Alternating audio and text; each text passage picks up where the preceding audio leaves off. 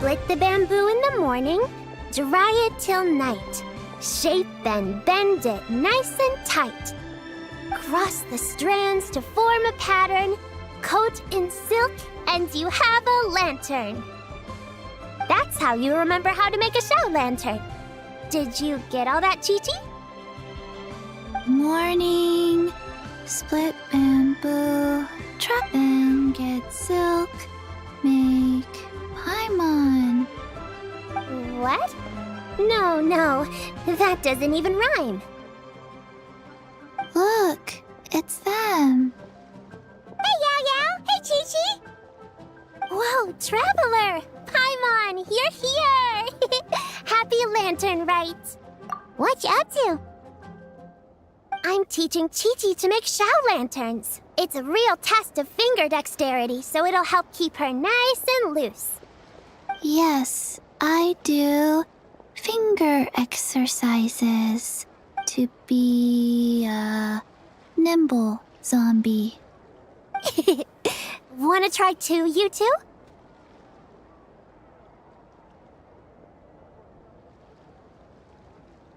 Oh, okay. Well, we need a whole bunch this year so it doesn't get too dark at night. Too dark? What does that mean? Dr. Baiju has patients who got hurt walking at night. The moon disappeared, so it was too dark to see. The moon disappeared? Like, behind the clouds? It was Jeonju, the moon devourer. Changshan told me about it, but now I forgot. It's an old myth from Chenyu Vale about a giant toad in the sky that eats the moon. What? The moon gets eaten?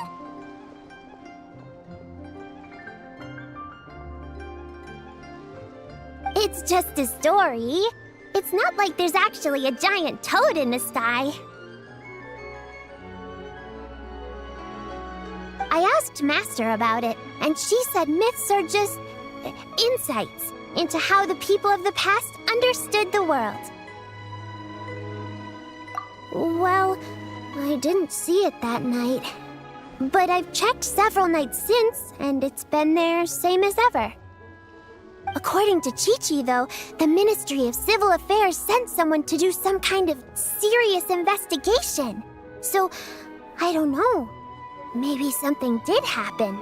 Ministry of Civil Affairs? This is starting to sound bad.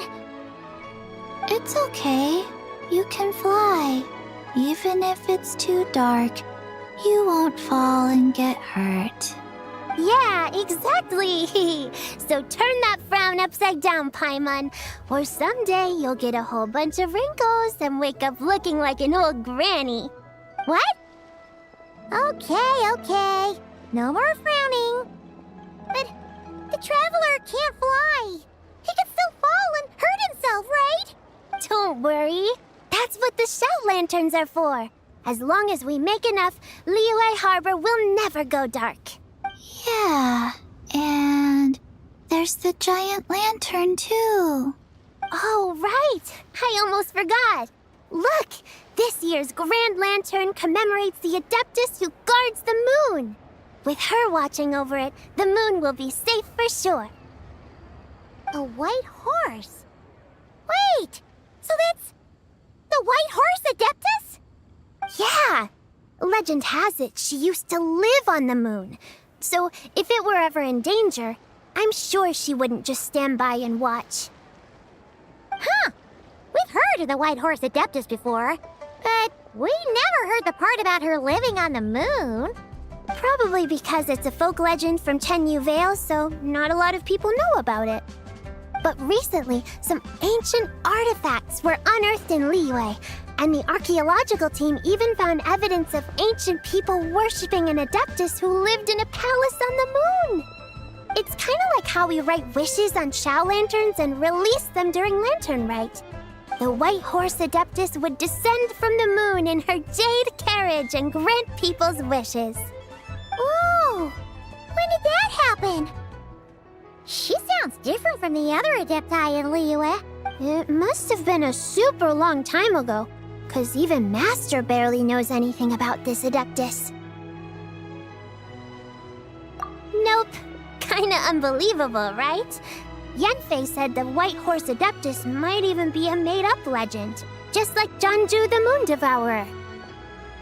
Yeah, a made-up horse and a made-up toad. You're mistaken, children.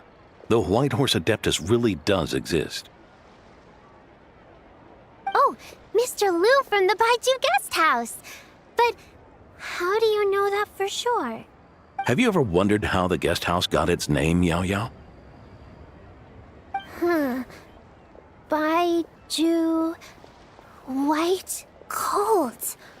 So, it's named after the White Horse Adeptus? That's right. And that's because one of my ancestors was once blessed by the White Horse Adeptus. Wait, really? Tell us more! Tell us more! It was a long, long time ago, when this ancestor of mine was still a young girl. She was out gathering herbs and accidentally fell off a cliff, but the White Horse Adeptus rescued her. Oh, that's it? Paimon was expecting something a bit more... special? We've heard a whole bunch of stories like that before. Patience, young one. Let me finish. After the White Horse Adeptus saved my ancestor, she told her a story about the moon and the ancient kingdom of Langan. My ancestor was so captivated that she completely lost track of time. So much so, in fact, that when she returned to her village, she found nothing but a desolate ruin in its place. It was as if, without her knowledge, countless years had passed in the mortal world. Huh? The most extraordinary part of all is that it turned out to be a dream. When she woke up, she found herself at the bottom of the cliff, right where she had fallen.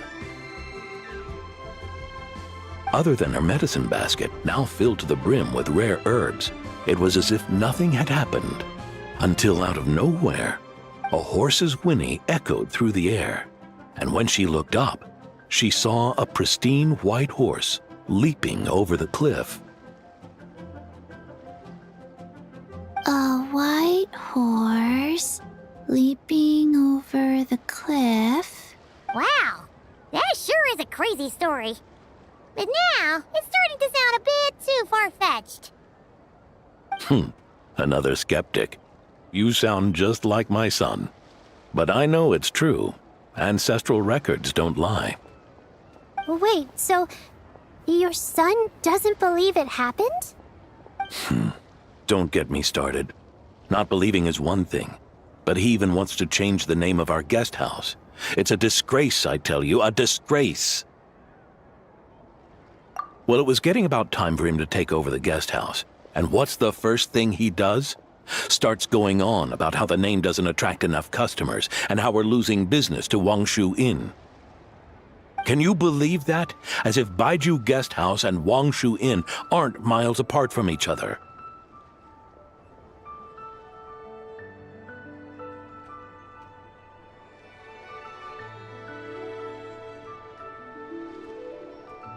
Oh, what about something like the Geo Lord's Rest?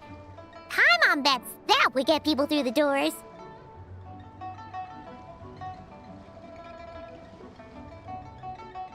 Geo Lord's Rest.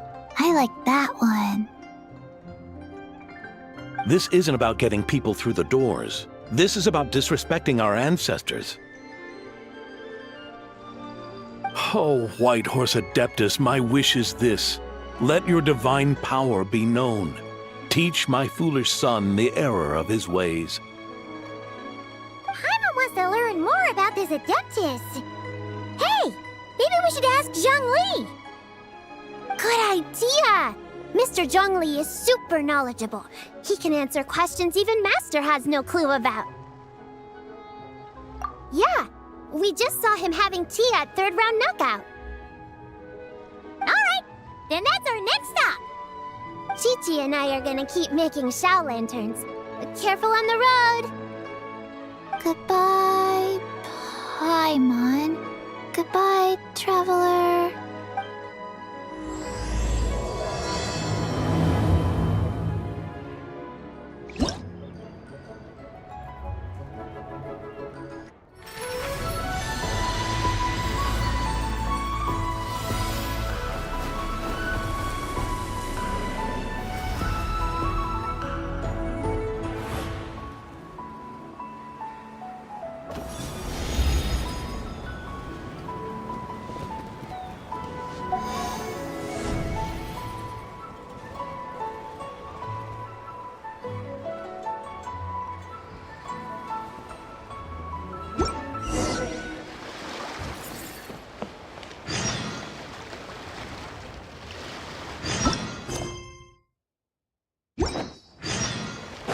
Fearless.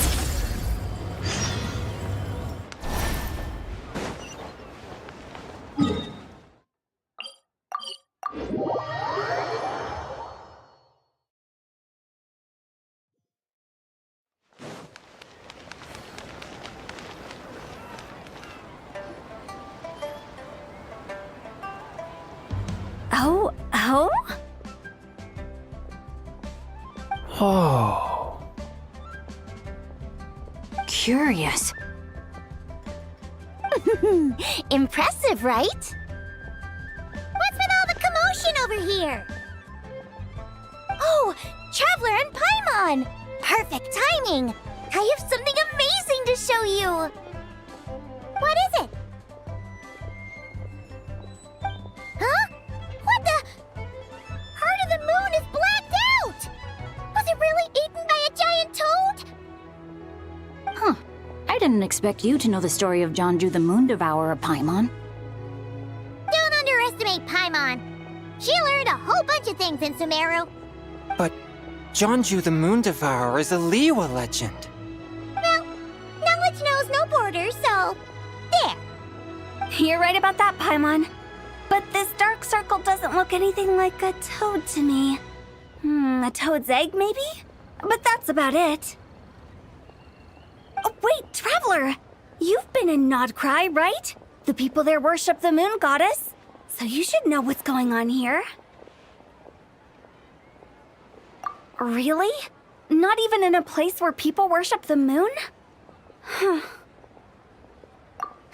yeah! Master told me that the tale of Jianzhu, the Moon Devourer, was how ancient people explained a certain celestial phenomenon. But what is it exactly? Some kind of omen of disaster?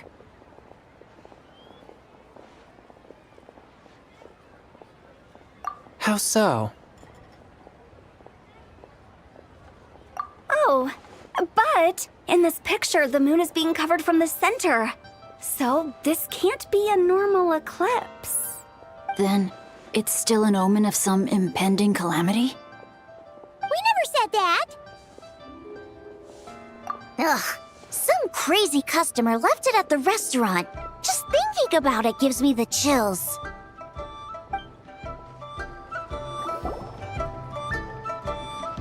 Attention, everyone! As the auspicious festival season approaches, I have an announcement to make. I, Lu Xiong, am on the verge of becoming one of the most renowned archaeologists in all of Liyue Harbor. No, scratch that, in all of Tibet. Even though I never trained at a prestigious academy, I've still managed to dig up tons of treasures. And I understand practically a whole dictionary's worth of big words, too. Like my pops always says, no pain, no gain. And I haven't had it easy, that's for sure. So, it's definitely my turn to make a name for myself. What's the deal with her? No idea. Maybe she ate a bad batch of perch stew? What? You don't believe me? I'm telling you, I dug up treasures from the ancient nation of Longan. I even got a picture of Jonju devouring the moon. Longan? Jonju? What is she even talking about? Sounds like she's a few perches short of a stew, if you know what I mean. So what if blackback perch stew is my favorite? Stop talking about me like I'm not here. Whoa, What are you doing?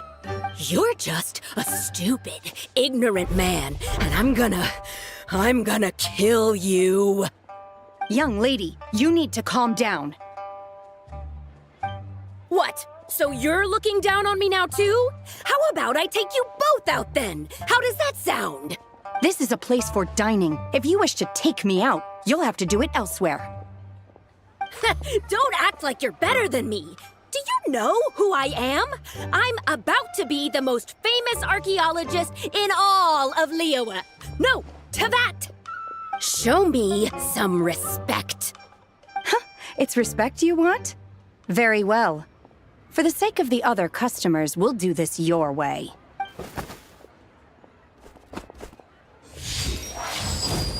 What? So Shen has started the fight? She had no choice. The woman pulled a shovel out of nowhere and started going crazy, flipping tables left and right. She even injured 2 other customers. Shenna did what she had to do to restrain her, then took her to the Ministry of Civil Affairs. Thank goodness Aunt Shenhe was there. Or who knows what might have happened. Yeah. I started cleaning up after all the commotion, and that's when I found this photo. I thought it might be the one she dropped, so I rushed over to show someone. She said she took a photo of Jeonju the Moon Devourer. This must be it. Can we really trust what she said, though? Clearly, something is going on with her. Paimon's got a point. It sounds like she wasn't acting right at all.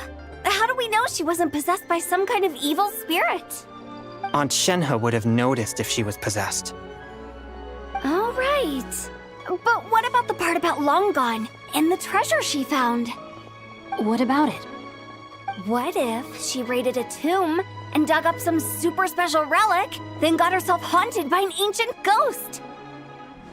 One so powerful that even Miss Shenhe couldn't sense its presence. Your imagination is something else, Hu Tao. Why would an ancient ghost come to Wanmin restaurant, huh? To eat my blackback perch stew? Hey, it could happen. I'd want to eat your food if I was a ghost. Wait a second. She mentioned the ancient nation of Longan, right? Paimon's heard that somewhere before. You know what? My brother mentioned that some ancient artifacts were unearthed in Liyue recently. Mostly colored glass, fine jade, and bronze relics. Some of the text inscribed on them has already been deciphered. There were some poetic verses, but the word Longan popped up as well. So, does that mean this Longan place is real? Still, Paimon knows we've heard the name somewhere before. Do you remember? Right! His ancestor heard about it from the White Horse Adeptus. The White Horse Adeptus?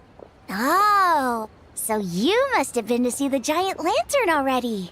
Yep. And it turns out that the White Horse Adeptus is super mysterious, too. Even Madame Ping hasn't met her. Wait, I thought she was the gold-eyed Celadon mare of the 8 Adepts.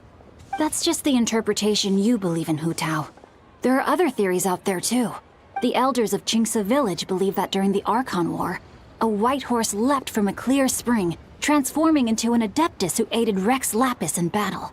In Chenyu Vale, some of the tribes take her to be the daughter of time and trace her deeds to an even earlier era. Yet in other ancient texts, including the relics I just mentioned, she appears as an emissary who listens to mortal wishes, bestowing the blessings of the heavens and moon upon the mortal realm, which is why we write our wishes on Shao lanterns. That's so complicated. So what's the verdict? Which version is the truth? I'm afraid there's no definitive answer to that. You two have been all over Tevat. Do you have an idea? Nope, sorry. We were actually on our way to ask Zhongli. He knows even more about this kind of stuff than us. Ah, looking for a consultant, huh? He's having tea with Miss Linlong. Shigu Antiques is hosting an exhibition tonight. An exhibition? For what? All those antiques Sing Show just mentioned. So if you head to the big ship docked in the harbor tonight, I'm sure you'll find him. So, where to next? How about we go to the Ministry of Civil Affairs to ask about the White Horse Adeptus? We might be able to find out more about the recent moon situation, too. If you're heading to the Ministry of Civil Affairs, Could you give them this picture for me? Since it belongs to that customer, she deserves to get it back at least. It might even help the Ministry with their investigation. Ha! All right! We're off! Oh, wait! I almost forgot! Happy Lantern Rite! Come have a meal with us when you're free. We'll be there, or we'll be... square. Thinking about it now, could it be possible that photograph was a fake? A fake?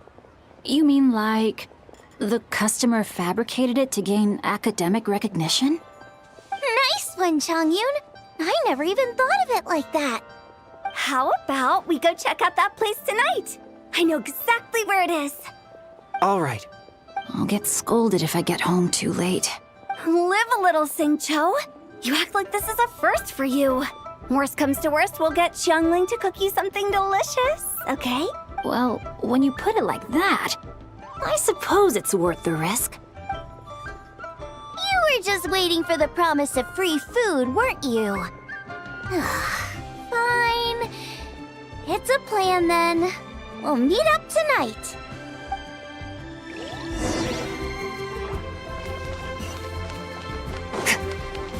Merciless.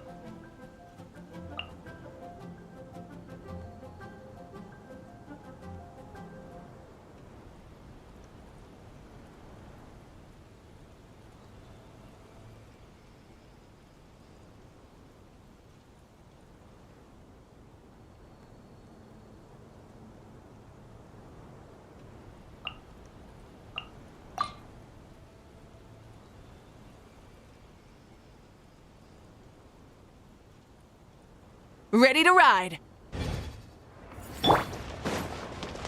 Light it up!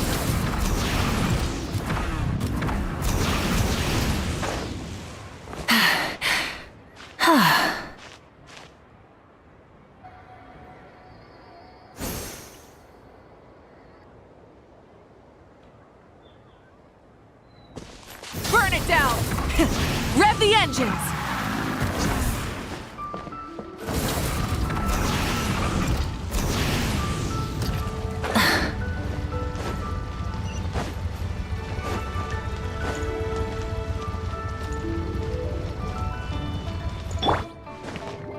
Strike a pose! And your grandfather is of the same opinion, Miss Lanyan? Yes. On Lantern Rite, the moon shall go dark. That's what the signs are indicating. Celestial observation isn't Grandpa's strong suit. But he discussed it with several other elders from our clan, and their conclusion was the same. It's consistent with the information we've received from other sources as well. You mean the whole thing? About the legend of Jeonju the Moon Devourer? Happening in real life? Yes, that's one of them.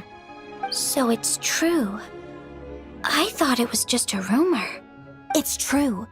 But right now, the bigger issue is that all our sources indicate the phenomenon's gonna happen again. I'm not sure this bodes well. Let's remain optimistic for now. We're making progress interpreting the artifacts, and Ganyu is consulting with the Adepti as we speak. Besides, apart from the incident at Wanmin Restaurant, there haven't been any other moon-related disturbances. Ningguang, Keqing, and Lanyan, you're all here! Oh, Traveler! And Paimon!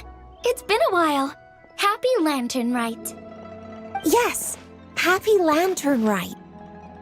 What brings you here, though? I thought you'd be in the harbor enjoying the Shao lanterns. You're certainly not the type to visit Yujing Terrace for no reason. Is there something I can help you with? What? We're not allowed to just drop in on our friends during the festive season? I was only teasing. You're welcome to visit us anytime you wish. Happy Lantern Rite. Oh, and about all the moon business you were just talking about? We have something to show you. Here, take a look! Whoa! Something really did take a chunk out of the moon. Someone managed to capture a picture of it. Is this Zhanju, the Moon Devourer, then? Even though we confirmed this event took place, I still can't quite believe what I'm seeing. Where did you get this picture? From Xiangling! She found it when she was cleaning up after that customer caused a scene. She thinks they must have dropped it. Wait, is this Chawang Terrace? No, it's just where I'm from. It said that Chawang Terrace was where the ancient people of Chenyu Vale communicated with the heavens. And in this picture, the moon happens to be right above Chawang Terrace. I was just surprised, that's all. It's probably just a coincidence. That's interesting because the ancient people of Chenyu Vale migrated there from the chasm area. The chasm? So, that place is involved too?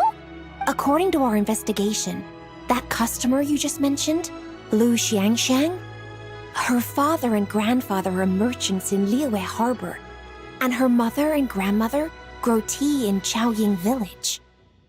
A few days ago, she left her home in Chaoying Village to join a civilian archaeological team funded by Hoishan Hall, and ended up excavating some artifacts in the chasm area. These artifacts were then entrusted to Shigu Antiques and are set to be featured in an upcoming exhibition. Then, of course, the incident at Wanmin Restaurant occurred. We suspect something happened during the excavation that left her with quite the shock. And now, it seems like she also went to Chawang Terrace and took that picture of the moon disappearing. The chasm? Chawang Terrace? Things are getting pretty complicated. She's not in a good mental state, so we took her to Boo Boo Pharmacy to get some help. Why don't you come with me to check up on her? At this point, you seem invested in this case too. Then let's head there now. Stands guard, evil shall never prevail. Behold!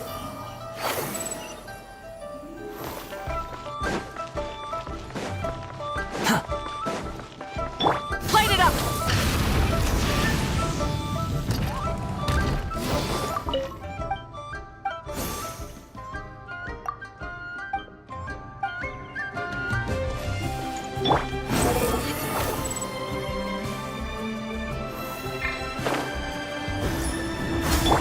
Burn it down!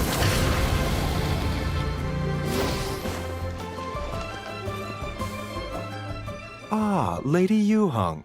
Oh, and the Traveler and Paimon are here as well. What a pleasant surprise. Happy Lantern Rite. I hope we're not interrupting Dr. Baiju. Not at all. I assume you're here to see the patient? Unless it's urgent, however, it would be best not to disturb her rest. It's quite unstable. She's even more agitated than when she first arrived. And she refused to cooperate when we tried to check her over. I had no choice but to prescribe a calming draught and to have her rest for 2 days. So she's getting worse? That isn't the news I was hoping for. It's just a precaution. Based on an earlier conversation with her, it seemed more like a fixation than anything else. She hasn't lost her mind. That's right. When we asked about it, she kept insisting she was going to be famous far and wide. Well, it might not be far and wide, but she certainly made a name for herself around Yujing Terrace. Even some of the Qixing know who she is.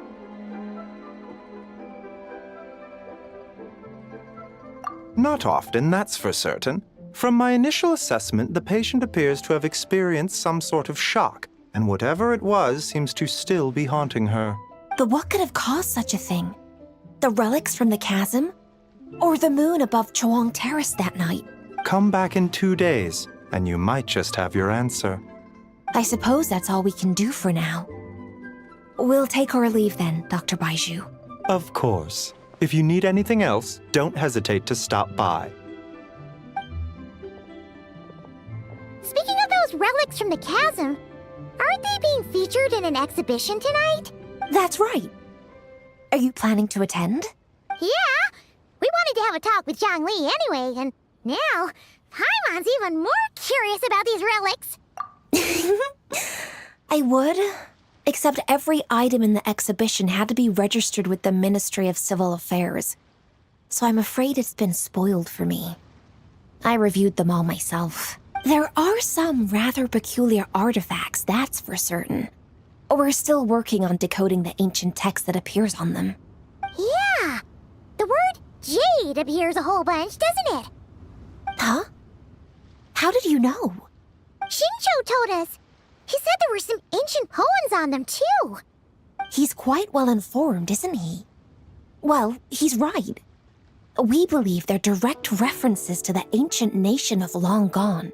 As for the other text, instead of regular poetry, it seems to be more like ceremonial language used to worship the moon and the gods. The moon and the gods? Well, looks like it's almost time for the exhibition. You two should head over. There's an usher at the harbor who will lead you to the venue. Not at all. The exhibition is free to the public.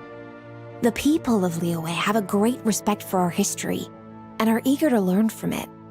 Plus, the exhibition is being organized by Linlong, the owner of Shigu Antiques. As far as I know, it's been a long-time goal of hers to hold a cultural exhibition of this scale, where people can learn all sorts of information about the past.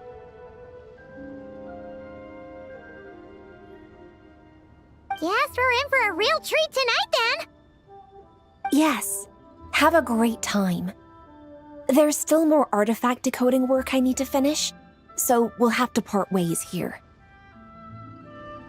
After seeing the picture you brought, there's a few ideas I'd like to follow up on. You're hard at work even during festival season? Huh! You haven't changed one bit, Kaching. I'm simply fulfilling the responsibilities of my position. That's all. All right, I should get going. See you later. Well, guess we should head over to the harbor and find that usher.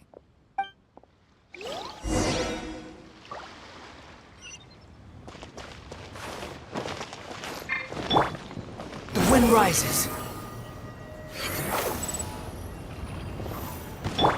Rise with the sun!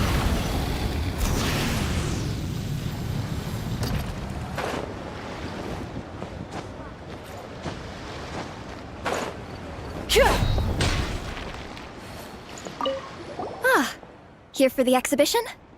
I can take you aboard. After you.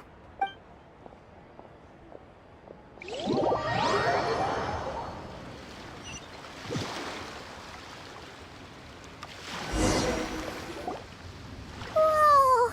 Look at all the antiques on this ship! It's up. Greetings. I trust you've been well since last we met? Aha! Speak of the devil! You're right where Hu Tao said you'd be. Ah, so Director Hu gave me away, did she? Don't act like you're up to some super secret business. We know you just do whatever you feel like. Yo, Traveler! Paimon! What's up? It's been a while, you two. Happy Lantern Rite. Beidou! Yunchin! It's great to see you! You're here for the exhibition too? Yes. When I heard these artifacts were from ancient times, I just knew I had to come learn more about them. I mean, what a discovery, right? Yeah, Ningguang pretty much said the same thing. She thought coming here might help culture me up or something. But as you know, I'm more of a fists and punches type of person.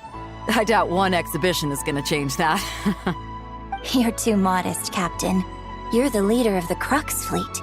That takes far more skill than just fists and punches. Plus, at the end of the day, you still decided to come, even though you didn't have to listen to Ningguang. Well, she's the Tianquan. If she can't even get an average ship captain like me to do her bidding, how's that gonna look? You sure know how to think from her perspective, huh? I guess I do. Anyway, how's everyone enjoying the exhibition? I heard that if you see something you like, you can negotiate the price with the owner and take it home. Wait, so we can buy this stuff? Indeed. Although Shigu Antiques is hosting this exhibition, many of the items come from private collectors. As long as both parties reach an agreement, you can make an offer of mora or an equivalent trade. Well, shall we continue our conversation as we look around? Let's go! Paimon's super curious about all this stuff.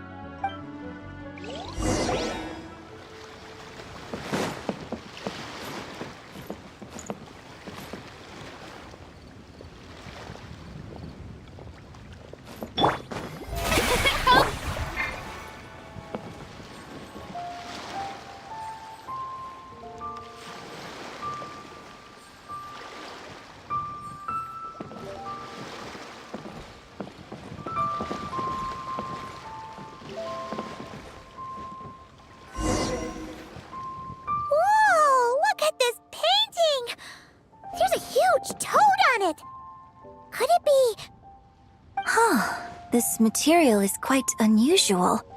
It doesn't look like paper, more like silk or some other kind of fabric. Yeah, I was thinking the same thing.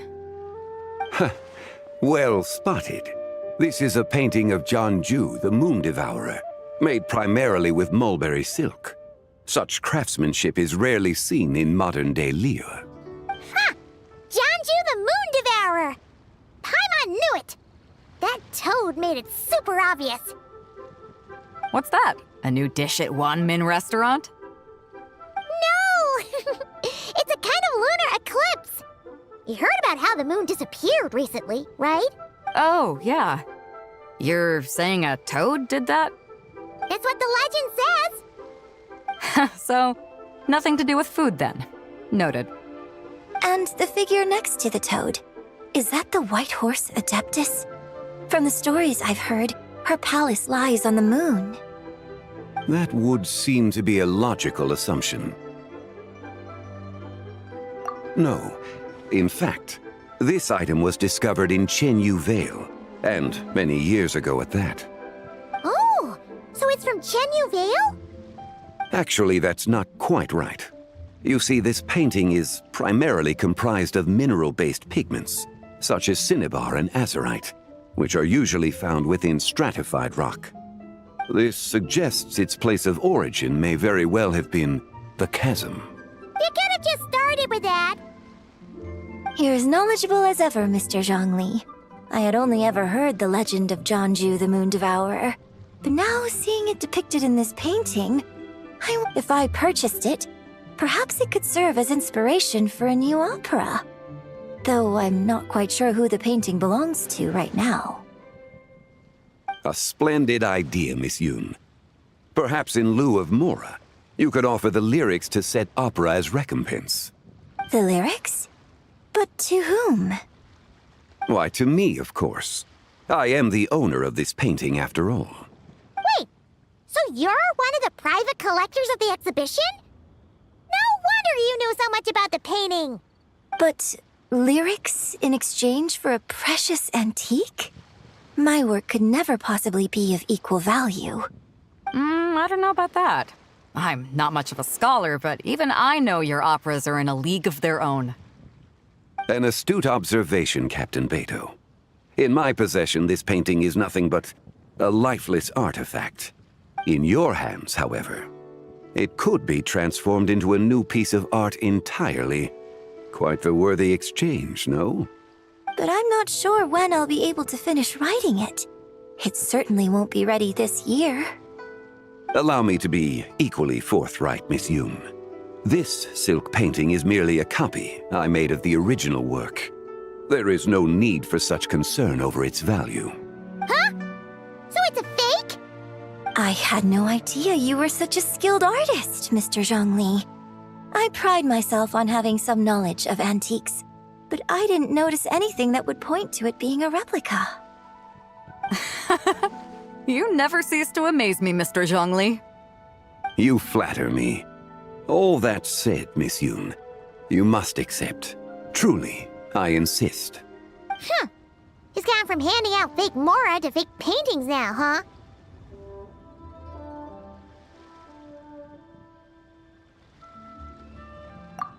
Your kindness is impossible to refuse, Mr. Zhongli. Rest assured, I'll be sure to return the favor. I shall look forward to it. Man, that was quite the find. Huh, I should buy something too, if only so I can show it off to Ningguang. Let's keep going and see what we can find.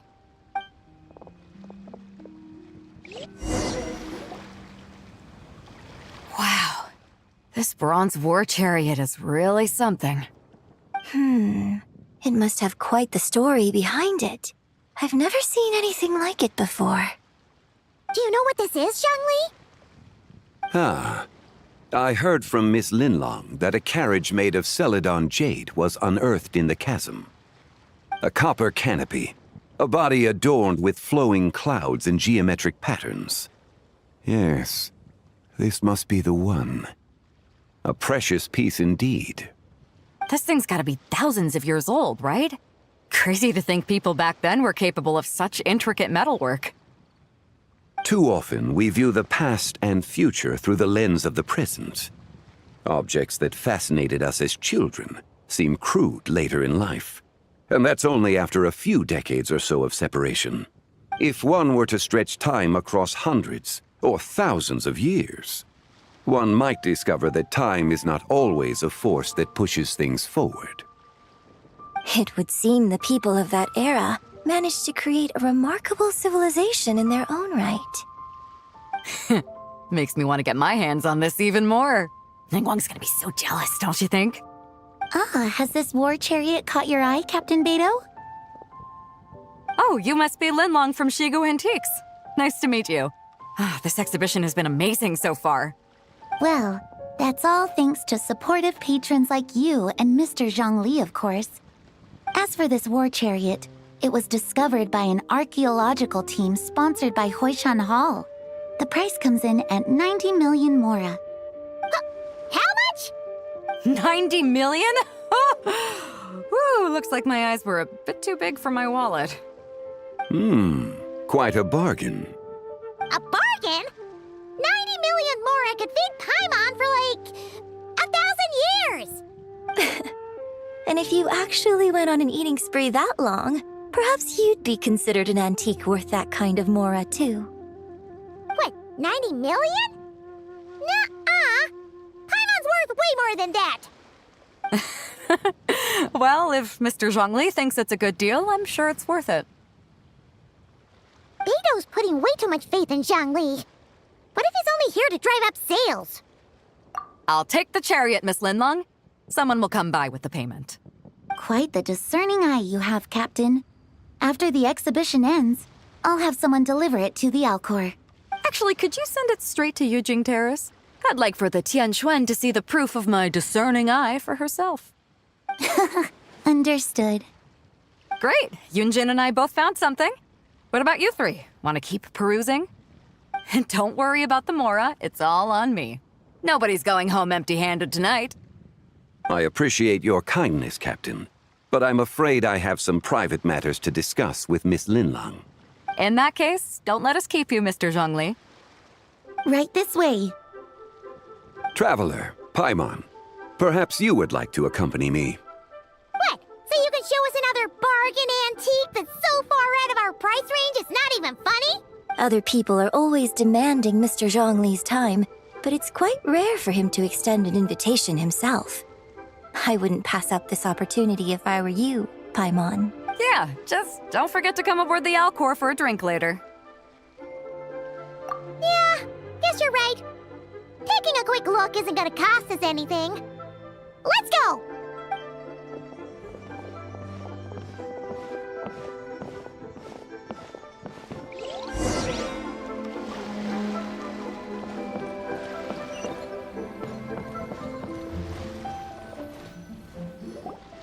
These are all the jade pieces that were found, Mr. Zhongli.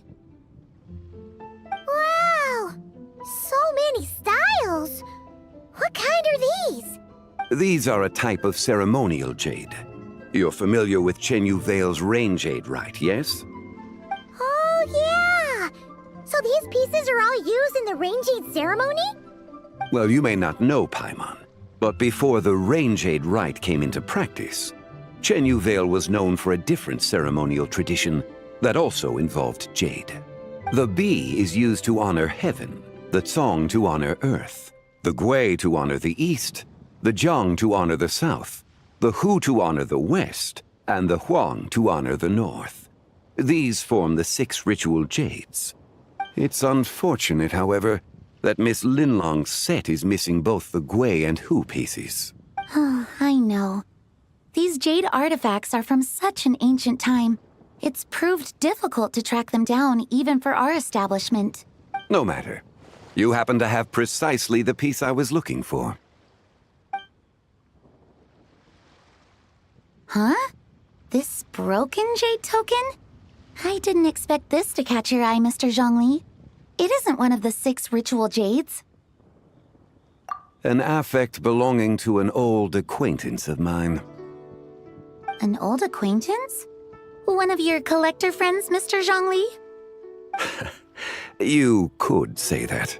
Traveler, take a closer look.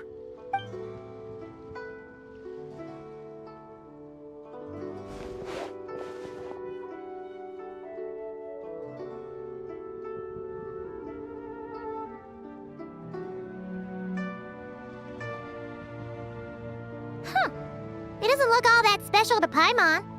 Just seems like a broken artifact. Indeed. It's been thousands of years since the moon has appeared in such a form. So, in the past, the moon wasn't always full. Then, could this missing chunk be from when Jianzhu devoured part of the moon? It's worth looking into. Your insight is invaluable, Mr. Zhongli. I had no idea how special this piece was. Since it has caught your interest, allow Shigu Antiques to cover the cost. Oh, that is far too generous, Miss Linlang. Not at all. I've always wanted to give people a chance to appreciate these snapshots of history. So holding an exhibition like this has been a lifetime wish of mine. And it never would have been possible without your help, Mr. Zhongli. I merely put in a good word with a few acquaintances of mine. And it had a profound impact. Without your recommendation, I doubt half of these collectors would have come to the exhibition. So, on both a personal and professional level, I owe you my thanks, Mr. Zhongli. Wow! Zhongli actually did something useful for once.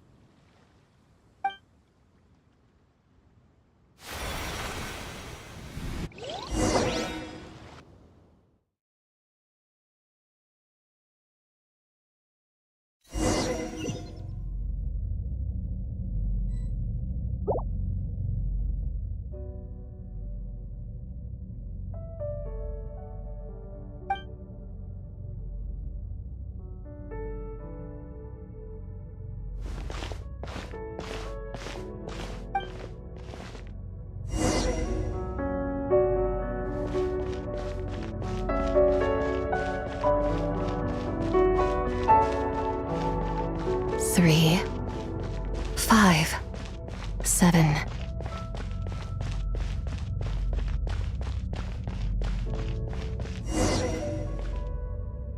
$11, 13, 17, 19, 23, 29.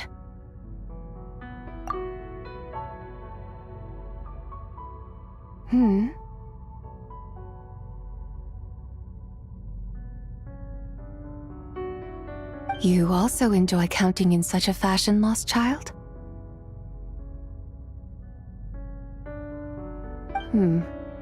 The same loneliness as them. It seems to exist in your heart as well. Me?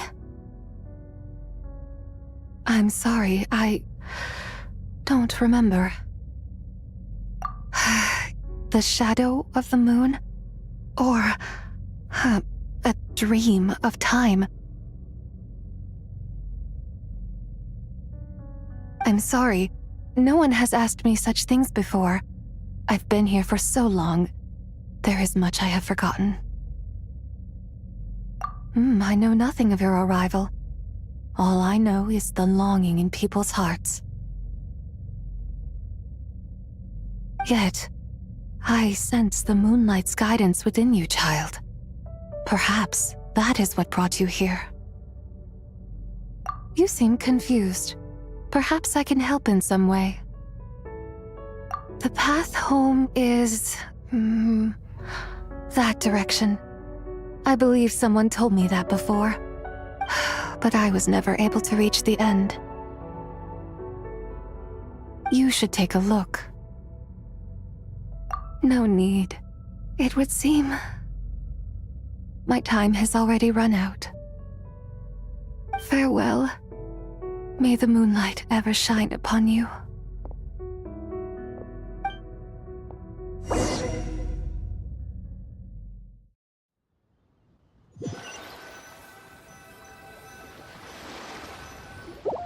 Wow!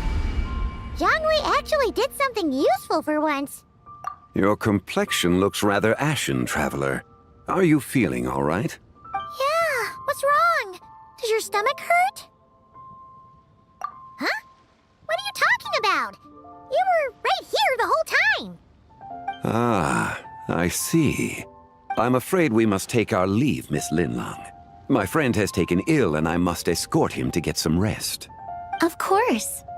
Traveler, Paimon, please, come with me. Ah, yes. Regarding the payment for the jade token. Charge the expense to the Wangsheng funeral parlor if you would.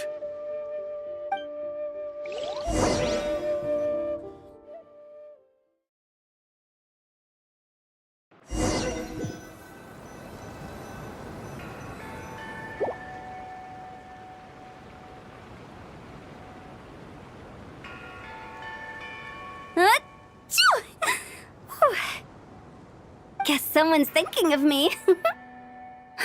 But this late at night? Must be that consultant of yours. I bet he's out there spending all year more at the exhibition.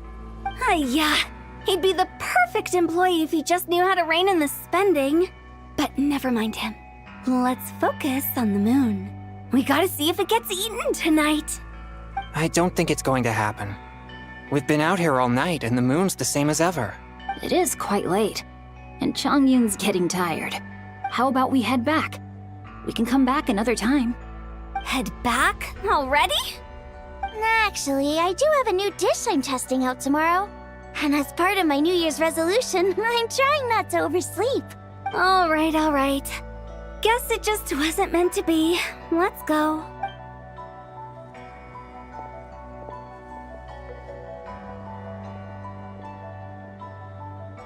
When the sun's out, bathe in sunlight.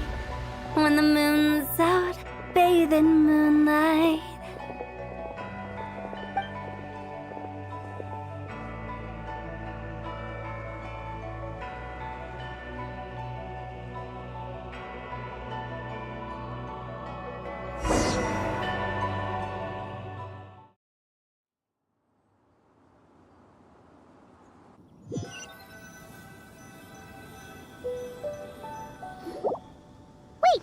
Aren't we going to rest? Why did you bring us here? Because I imagine the traveler would like to know what just happened to him. Oh, right. Ugh, Paimon's confused, though.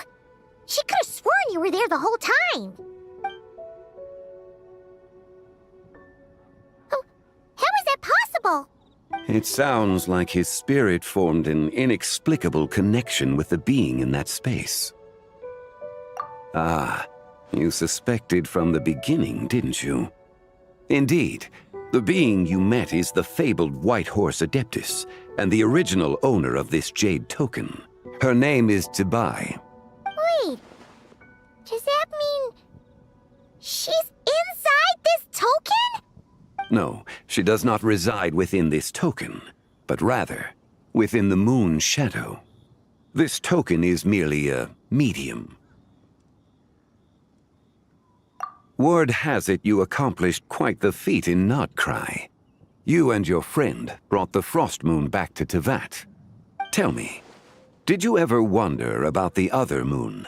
The one that hung in its place for thousands of years? We never really thought about it, but it must have been a fake, right? A fake moon! Indeed, it was false. Its true nature, nothing but a projection of the moon. It also happens to be the prison that confines Zibai to this day. Wait, the White Horse Adeptus is trapped inside that projection? Then we need to rescue her! But the moon in the sky right now is the real one, right? Where did the fake moon go? And why can't Paimon see it? With the return of the true moon, the shadow naturally lost its place in the heavens.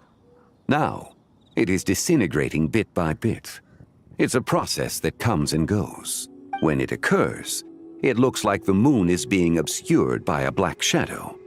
But when it stops, the shadow disappears and becomes invisible to the eye. So, you're saying there's an invisible fake moon blocking the real moon right now? Indeed. Okay, this is not what Paimon was expecting.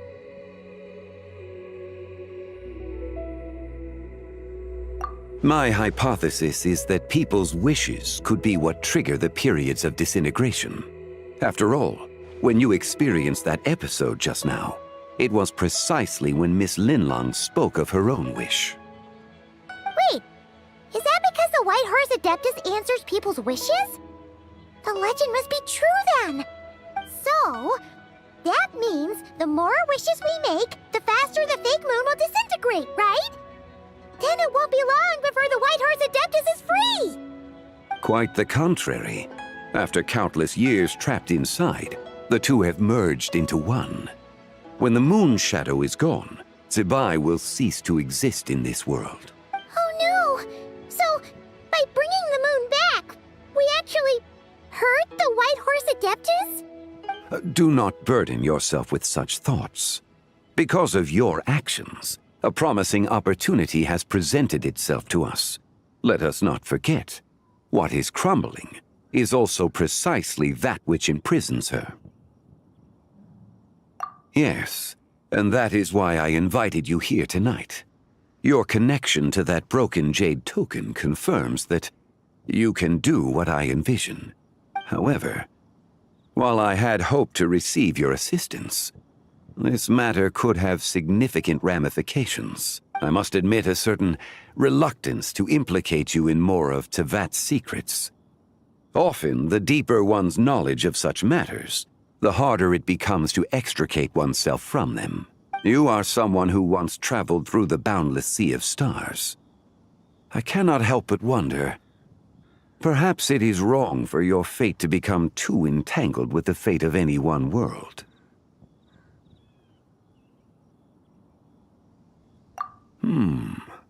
Such is your conviction, then. Since journeying beyond Liyue, you have had ample time to reflect on these matters, it would seem. Very well. The first secret I must reveal is that Zibai has long since passed away.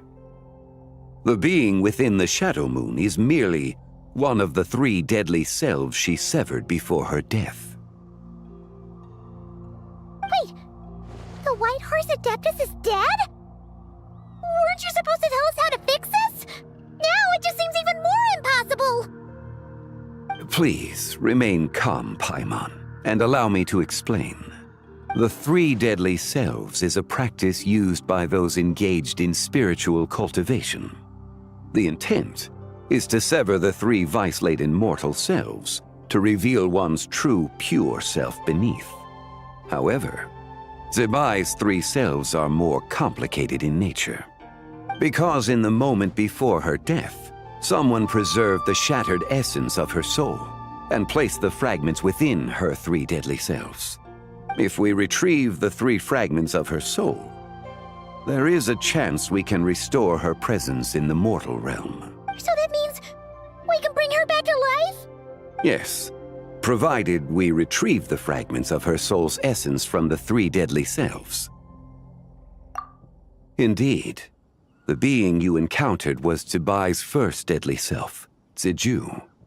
After Zibai's death, she ascended to the heavens and became one with the Shadow Moon. The essence that resides within her is a heavenly soul, also known as Taiguang. Thus, this self is the closest to Zibai's true nature. That said, because she is trapped within the Shadow Moon, we have no choice but to seek out the other two soul essences first. Then we can unite them as one.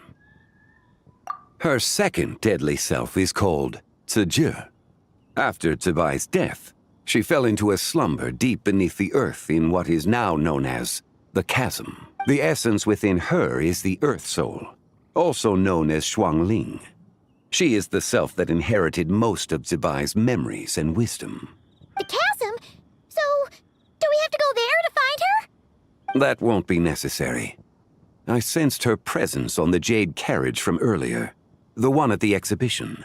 It's possible the return of the Frost Moon awakened her, and she emerged from the chasm alongside that batch of ancient artifacts. Wait! That must be why you agreed to help with the exhibition! To investigate the artifacts! Indeed. So in truth, Miss Linlong was the one who helped me. The third deadly self is Zichao. The essence within her is the human soul, also known as Yojing, Zibai's shade. Thus she is the most free-spirited among the three. She lent me her aid during the Archon War, 1,000 years ago. But later, as her powers waned, she retreated into the mountains. I imagine finding Zichao should prove the most troublesome, so I shall take it upon myself to track her down. So, we need to find the second deadly self, right? But where do we even start? Locating her should not prove difficult. In life, Zibai was fond of mortals, and as the self who inherited most of her memories and wisdom, Ziju should be the same. It's possible she has possessed someone, and is meandering the bustling streets of Liyue Harbor. Possess someone? Wait! Are you thinking what Paimon's thinking, Traveler? What if she raided a tomb and dug up some super special relic, then got herself haunted by an ancient ghost? Exactly! Lu Xiangxiang!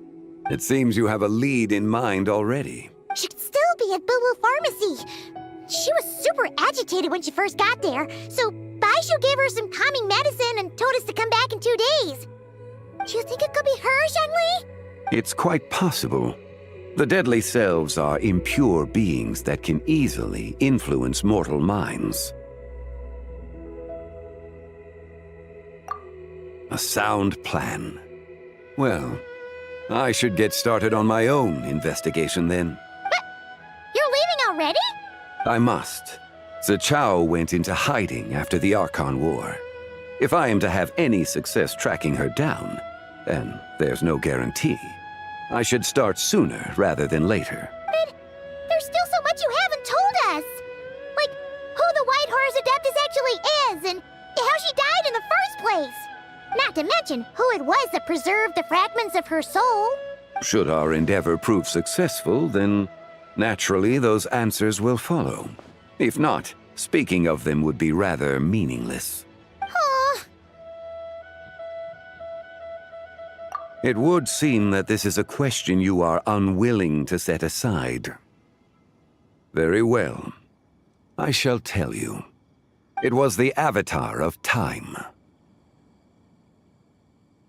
Ah, so you know of her existence. The ruler of time saved her soul. Indeed. Preserving what remained of Zibai's soul in the moment before her death. Only the power of time could be capable of such a thing.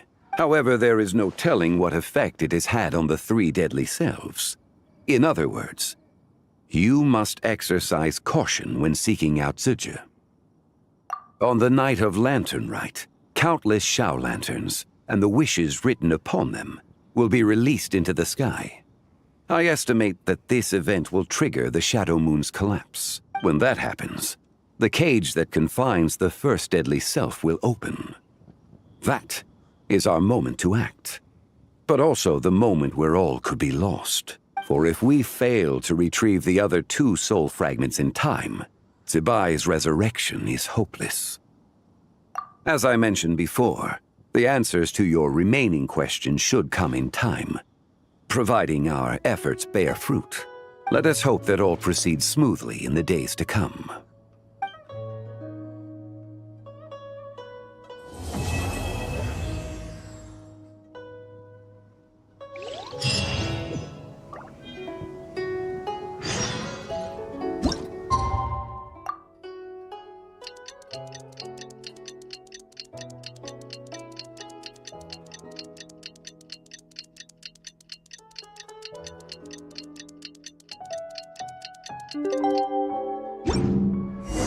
Oh! Should we head to Boo Boo Pharmacy today? Fingers crossed we learned something useful.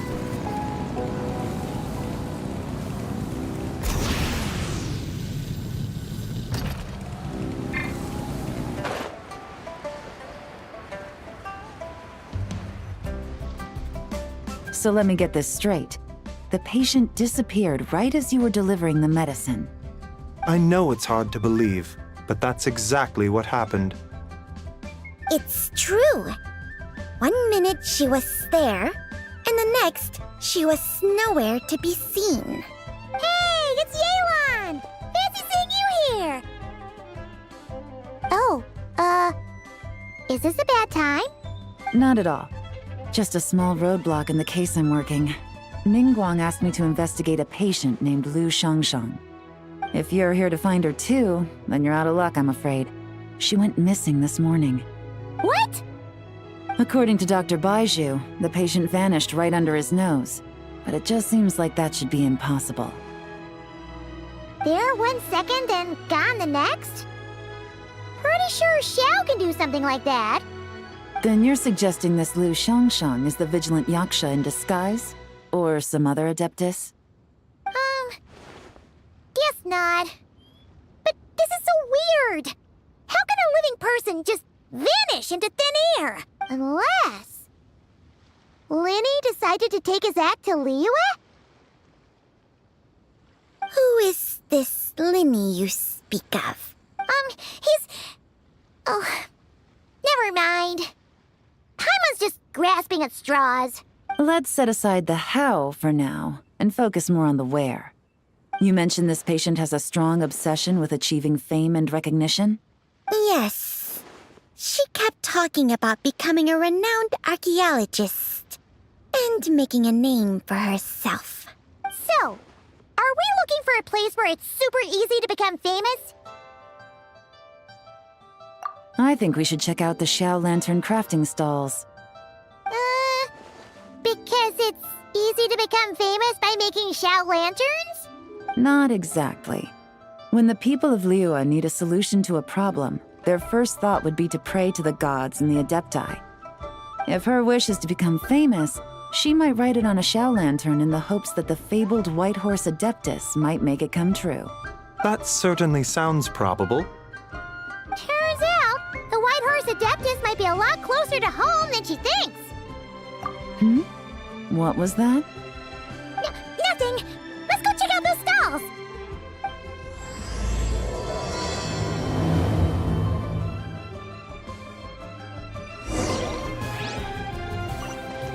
Rise with the sun!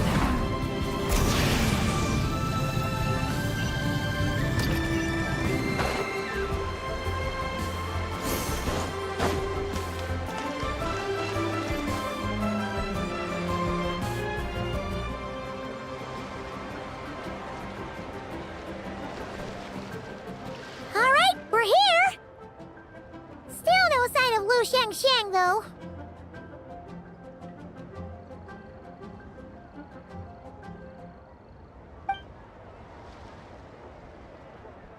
As long as you're patient enough, Paimon, you'll find that hunting down people is no different from hunting boars. We need to blend into the environment, or we risk alerting the target. So as far as everyone here is concerned, we're just ordinary tourists. Oh, okay. If we need to blend in, then let's make some shell lanterns and write our wishes down, like everyone else. What's your New Year's wish, Yelan? I haven't given it much thought. Oh, and it can't be work-related. You gotta take a break once in a while, right? You're always digging out this suspect, tailing that criminal, hunting down this gang or that. Which is super amazing and all, but it's gotta be exhausting. Really getting into this, huh? You said to blend in, right? Come on! It's all part of the act! So you gotta think of something! Then I suppose it'd be to go traveling the next time I get the chance. Traveling? That's our bread and butter! Wanna join us? Thanks for the offer, but my desk is piled high with reports on your exploits. And that's not quite the kind of traveling I had in mind. I was thinking more the lie down and do absolutely nothing kind of travel. Ah, something a bit more easy and breezy, right? Hey, wait! We know just the place! The Easy Breeze Holiday Resort in Netland. It's super relaxing and full of fun activities. You've got the beautiful ocean and tons of cute little creatures called Asha. Seriously, you gotta go! Huh. I suppose I'll have to check it out. Hey guys, happy Lantern Night! What a coincidence! You here to make shell lanterns too? Well, it's that time of year, am I right? Thought I'd join in on the fun. You can't have Lantern Night without making one of these. What you gonna wish for? Aw, man, it's kind of embarrassing, but whatever. The truth is, the mighty mythical beasts are seriously struggling with recruitment. So I'm hoping to find a few apprentices and teach them the art of wushu dancing. Awesome! Shurfugami, here we come! Whoa there, Paimon. One step at a time. I actually need to find people first. Yeah, but Paimon bets people will jump at the chance to learn from you! Well, I wouldn't be so sure. Wushu dancing is super physical and takes a lot of hard work to master, so it's not easy to find people. At this point, if the Adepti can't help me, no one can. I'll do it! Huh? You just said you wanted an apprentice, right? Well, I'm offering. What do you think? Whoa, the White Horse Adeptus works faster than I thought. Traveler, it's her. Lu Shangsheng. Our target! Hey! Didn't you hear me? I said I wanted to be your apprentice! No need to shout. I heard you the first time. What's your name? Step back a bit, Gaming. This person could be dangerous. What? Hey! What are you trying to do? Do you know who I am? Get back! Lu Shangsheng, we have no intention of harming you. We just need to ask you a few questions. Get back, I said! Try to remain calm. If you come any closer, I'll...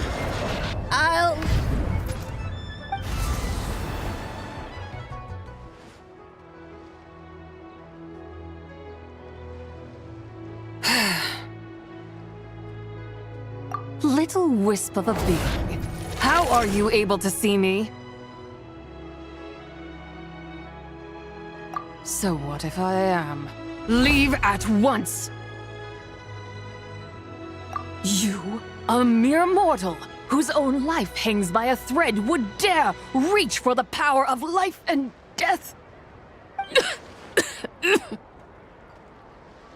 Unless you wish to be condemned to eternal damnation, you would do well to abandon this foolish endeavor. I shall speak on this no further. Don't come any closer. How did I get here? Who are you people? Playing dumb, are we? Save it. We know you attacked those people at Wanmin Restaurant. What? No, I would never. You must be mistaking me for someone else. You don't remember. Of course not. How could I do such a thing? What about the photo you took near Chuang Terrace? What photo? What's going on? It's like she lost her memory or something. Well, this complicates things. I'll take her back for questioning and let you know what I find. Take her away. But I didn't do anything! I swear! That's weird. She seems so normal now, but she doesn't remember anything. This is just great. An apprentice falls right into my lap and now she's gone! Don't worry, Gaming. This is a special case. I'm sure you'll find one soon. Unless you're gonna pony up and offer a real solution, Paimon, I don't want to hear it. Gaming? What's up with... I'm done here! I'm gonna go find an apprentice, and I won't take no for an answer! Gaming, wait! Is it just Paimon, or was Gaming acting super weird just now? What? How do you know? Whoa! So you saw the second deadly self? And you think she moved from Lu Xiangxiang to Gaming? Uh-oh. Then we better find him before something bad happens! Let's go!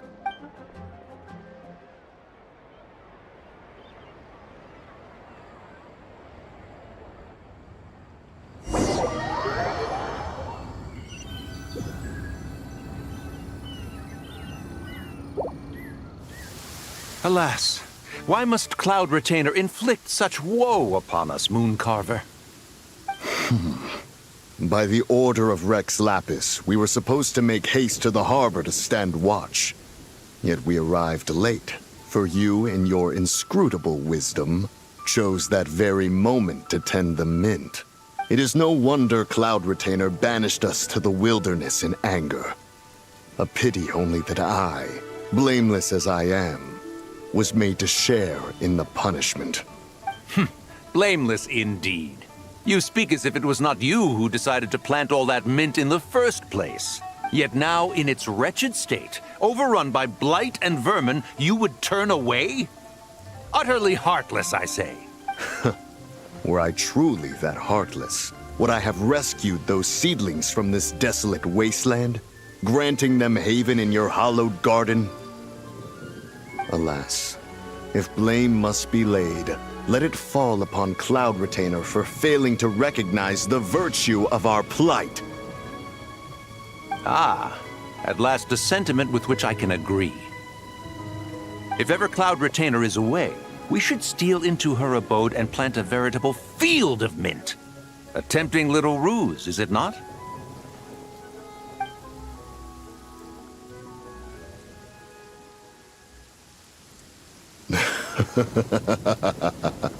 Positively ingenious. Please stop chasing us. Just let us go. Get back here! If you keep running, I'll kill you! Please, we don't know anything about wushu dancing. Just leave us alone. What? You think I'm not good enough to teach you? Just agree to be my apprentices, and then we can talk. That child looks somewhat familiar. Ah, it appears to be the wushu dancer from Liyue Harbor. I have seen him perform on occasion. Come, let us take a closer look. Has trouble befallen you, young one? Perhaps we can offer aid. Oh, thank the gods. Please, sir, you have to help us. This guy's trying to force us to become his wushu dancing apprentices, and he won't take no for an answer. Oh, so it is you who require aid, not the other way around. Get out of the way, old man! This is between us. Preposterous. You dare to presume we are of a mature age? Listen here, brazen youth. Skilled you may be in the art of dance, yet your offstage demeanor leaves much to be desired. Hold on, Mountain Shaper. Something is amiss. Look closer. Huh. Indeed, he bears the mark of something unclean. It spells trouble. You there, depart at once. Hey! You drove off my recruits, old man! You'll just have to take their place, even if you're a bit on the decrepit side. Many years it has been since a being has dared speak to us in such a manner. Now let us see what evildoer has sought to use you as its puppet, young one. You two, you're Adepti! Does that strike fear in your soul? Whoa! 2 Adepti recruits just fall right into my lap? That white horse sure knows how to grant a wish. Coming!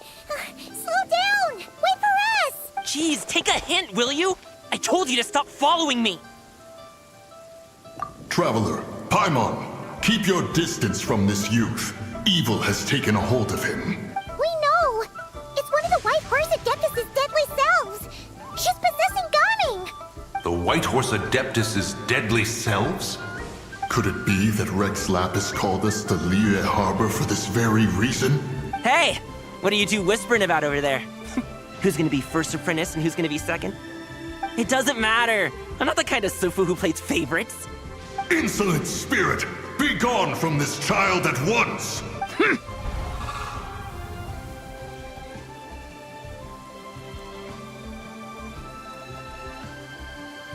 Little mite of a mortal. Getting in my way again, I see.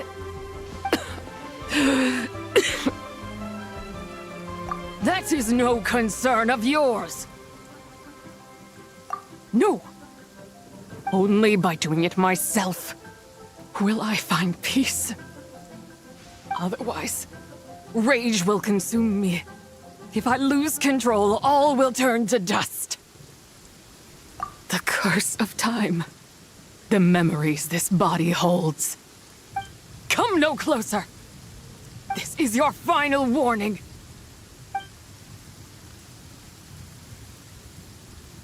Insolent spirit! Be gone from this child at once! Huh? Traveler and Paimon? And 2 Adepti? Where are we? Weren't we just making Xiao lanterns in the harbor? Gaming! You're back! Ah! Sun is most scorching. Agitation stirs within me. I require cooling mint to beat this heat. And speaking of, Cloud Retainer has scorned this verdant wonder long enough. It is time for her to feel its wrath. The wrath of mint! Mountain Shaper, where are you going? Oh no! Now Mountain Shaper's acting weird! Oh, you don't think it spread to him, do you? Spread to him? Quickly now, explain to me what has been happening. What? Was I really that rude? Jeez, someone get my dad to throw a slipper at me. I'm so... Whoa! You okay, Gaming? He is fine. It is simply exhaustion. But to think Mountain Shaper would succumb to something like this, it is most unexpected. So, what do we do? We can't just leave Gaming like this, but we can't ignore Mountain Shaper either, right? My cultivation level rivals that of Mountain Shaper. Were I to give chase, Zizha would but flee from his form and take refuge in mine. Seek out Streetward Rambler. Cloud Retainer and the Conqueror of Demons should be with her. I shall take this child back to the harbor and join you post-haste. Whoa! What are all the Adepti doing together? Rex Lapis charged us with keeping watch over Liyue Harbor should danger rear its head. I dare say this is the very crisis he anticipated.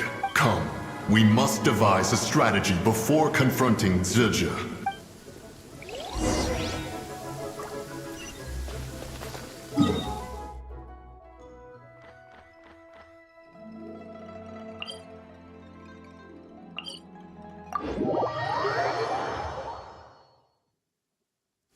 Burn it down!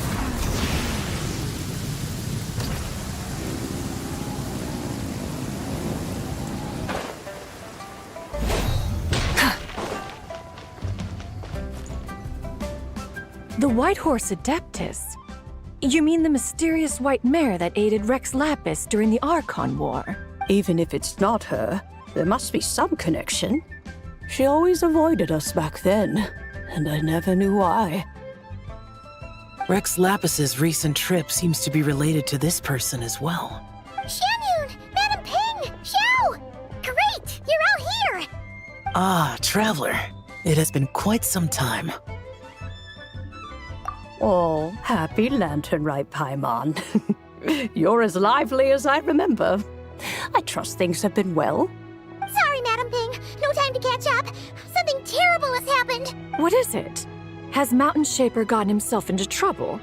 Mooncarver is here with you, but he is not.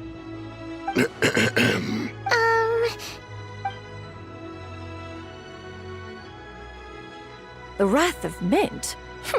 That old fool dares to utter such nonsense behind one's back. Yeah, that's not really our biggest concern here. So, even a mere deadly self of the White Horse Adeptus was able to possess Mountain Shaper and affect his mind. No wonder Rex Lapis told us to gather here and await his orders. Mountain Shaper's cultivation is inadequate. He was caught unprepared. Were it one of us, Zizhi would hardly have found a vessel quite so ready for the taking. Hey, that's not what you said earlier. Where is Mountain Shaper now? A question that hardly bears pondering. Obviously, he intends to plant mint in the vicinity of one's abode. Ah, then he poses no great threat. We might as well let him be. Once he fulfills his wish, it's possible that Zizhi will relinquish him of her own volition. Your ulterior motive is most obvious, Mountain Shaper. You two hope for Mount Eltsong to be covered in mint. One can see it clear as day. Not to mention, deadly selves are born of malevolent human desires, and naturally pose a great risk to the form and mind of all living beings. We cannot let this go unchecked. Let me handle it. I have relevant experience and know how to deal with such situations. One has no doubt of that. Yet your involvement would likely end in armed confrontation. In one's own estimation, the time for such measures has not yet come. Before his departure, Rex Lapis knew that Zizhi was active in Liyue Harbor, yet told us only to wait. It would seem, then, that Rex Lapis did not believe extreme measures were warranted here. Yes, this is quite a peculiar case. After all, Zizhi's possession does not seem to come with ill intent. It's more like she's guiding those she possesses to fulfill their own wishes. There is another matter of import, however. I sense tremendous resentment emanating from her. What could be its source to render her so unable to find peace? She was talking about the White Horse Adeptus memories, right? From what the Traveler said, it seemed like she was about to explode with rage. But why? With Rex Lapis away, if we wish to understand that which occurred in the past, we shall have to ask her directly. She also mentioned the Curse of Time. What could that be about? Perhaps erosion. Indeed. We are of the same mind. I heard that ancient clans in the mountains once regarded the White Horse Adeptus as the daughter of time. It seems there was some truth to that, after all. The Daughter of Time. Cursed by time? Time does not treat everyone equally. The longer you dwell in this world, the more it takes from you. Then what do we do? One has devised a solution. Based on what you have told us, it seems that Zizhi is in the habit of leaping to a different host when provoked. One's plan is for us to block all escape routes while you confront Mountain Shaper, forcing Zizhi to reveal herself. Then, if prior experience stands, she will have no choice but to possess you.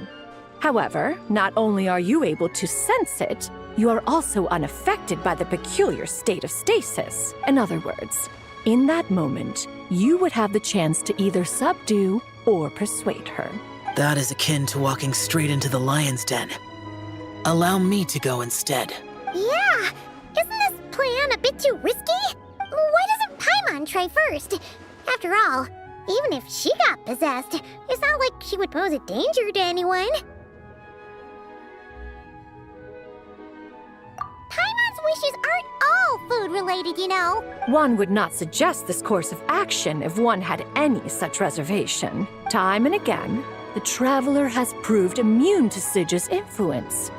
Consider for a moment why that might be. Oh yeah!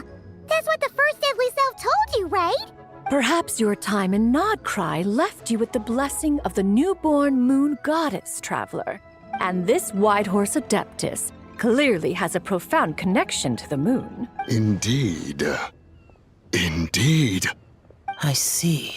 Have you other concerns, Conqueror of Demons? I was just trying to fathom why Rex Lapis left without explaining the situation in detail.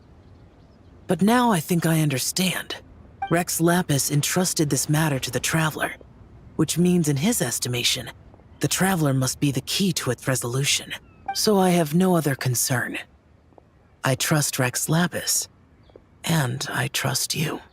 Then we are all in agreement on proceeding with this plan? Very well.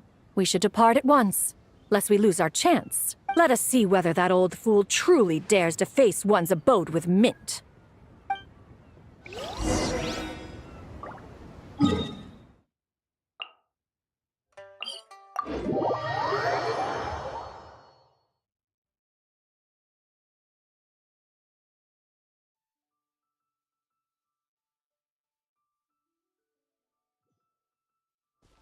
Light it up!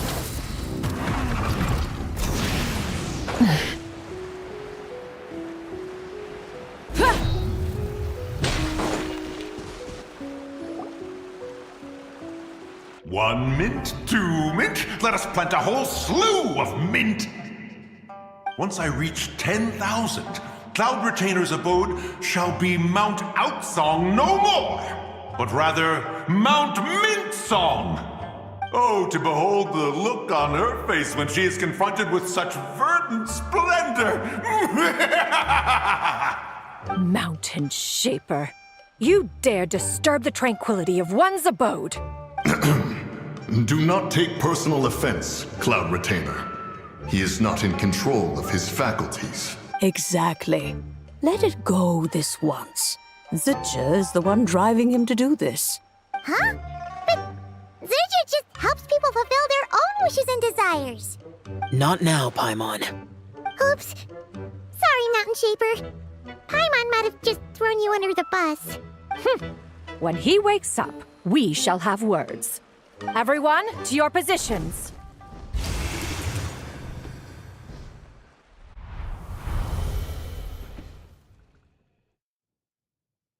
Be careful. A pest? I must catch it. Again! Oh, young one, it is you. Don't tell me. Cloud Retainer sent you? Ha! Such brazen insolence. Such presumption. Such boundless avarice. That wretched adept's impudence knows no end. If she dares lay a finger on my garden, I shall smash her cuisine machine to pieces. You think I am one to fold so easily?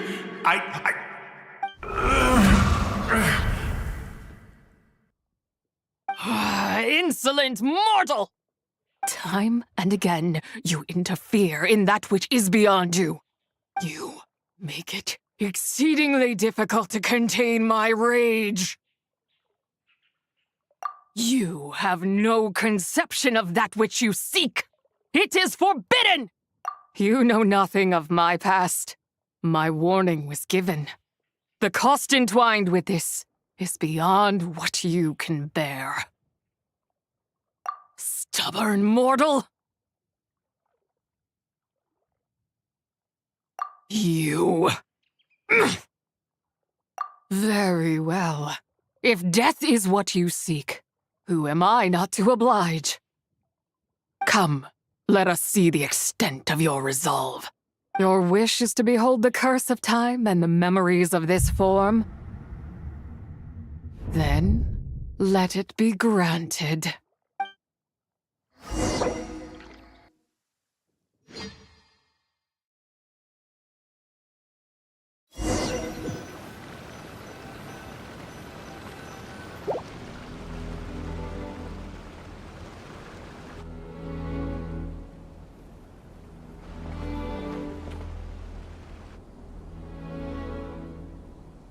You who seek death, stand before me. My prison. I was merely a trace of impure energy within Zapai's immortal body.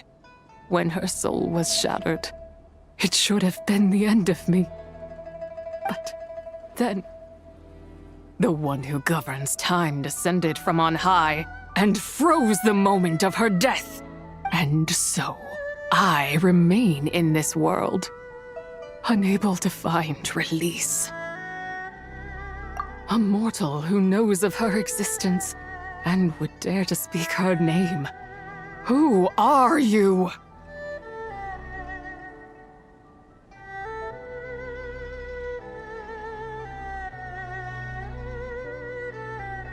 Help? No. There is nothing we can do for each other. Her power, the one who governs time, it has surrounded me ever since. A blessing and a prison, all at once. No, I have been asleep in this prison for countless years, until a familiar presence woke me. Then, through that mortal girl's eyes, I saw it.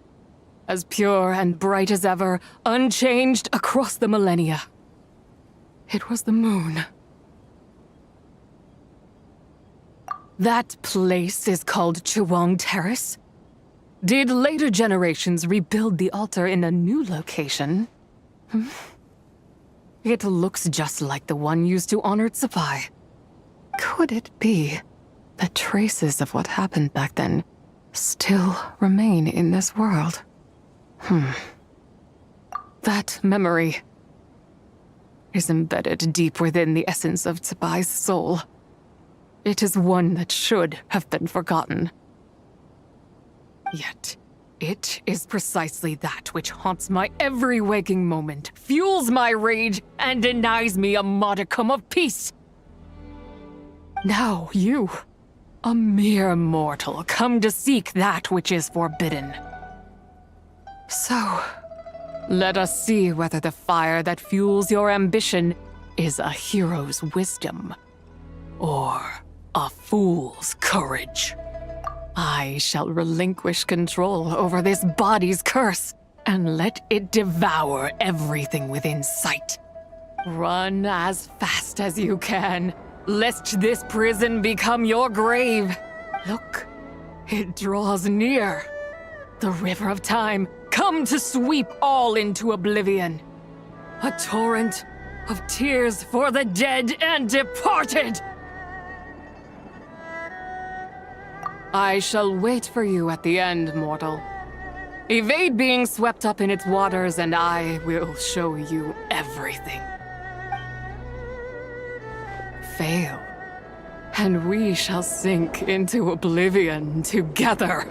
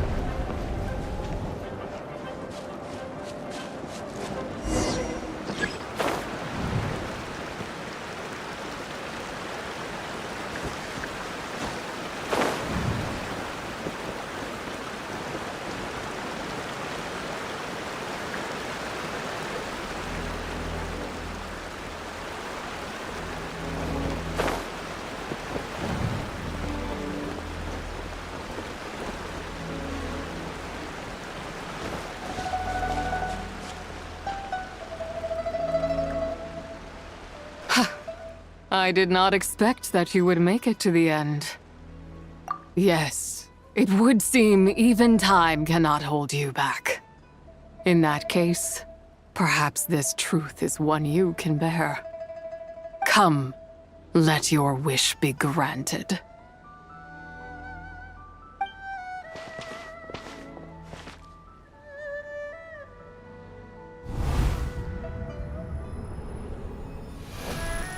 Under moon eternal, in radiant night, a maiden grants silk, soft and light. Under moon iridescent, in night divine, a maiden grants fiber, for cloth so fine. Under moon of frost, in night so great, a maiden grants tools to divine our fate. What are Mom and Dad doing? Shh, just make a wish. The kind Adeptus on the moon is listening.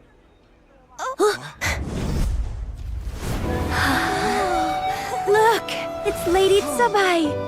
Wow, Lady Tsubai? Is she powerful? Of course.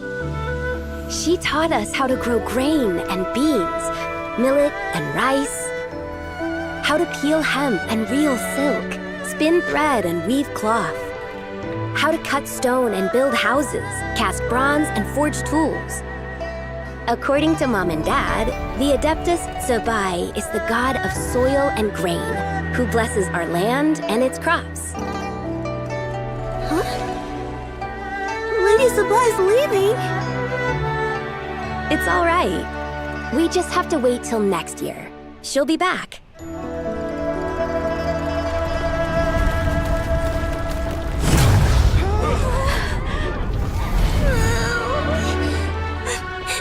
Mom and Dad are gone.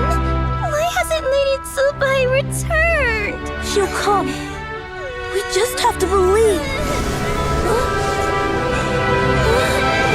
What is that?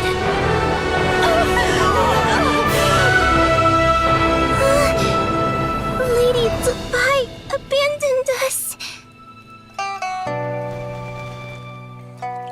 All places tainted by the abyss need to be purified. That includes Long Gone. And what of its people? You know what will happen. You are but an emissary to the mortal realm. This is Heaven's will. There is no need for guilt, and no place for hope. I wouldn't dare. But the people of Langan honor me, worship me, pray to me.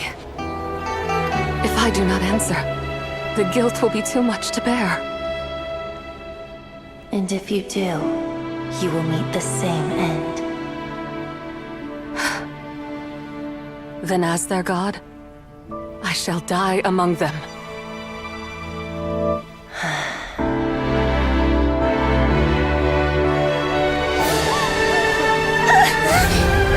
Look!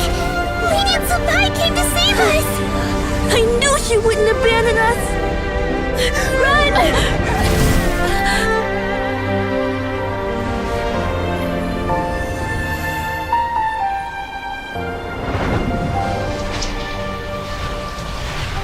You have done enough.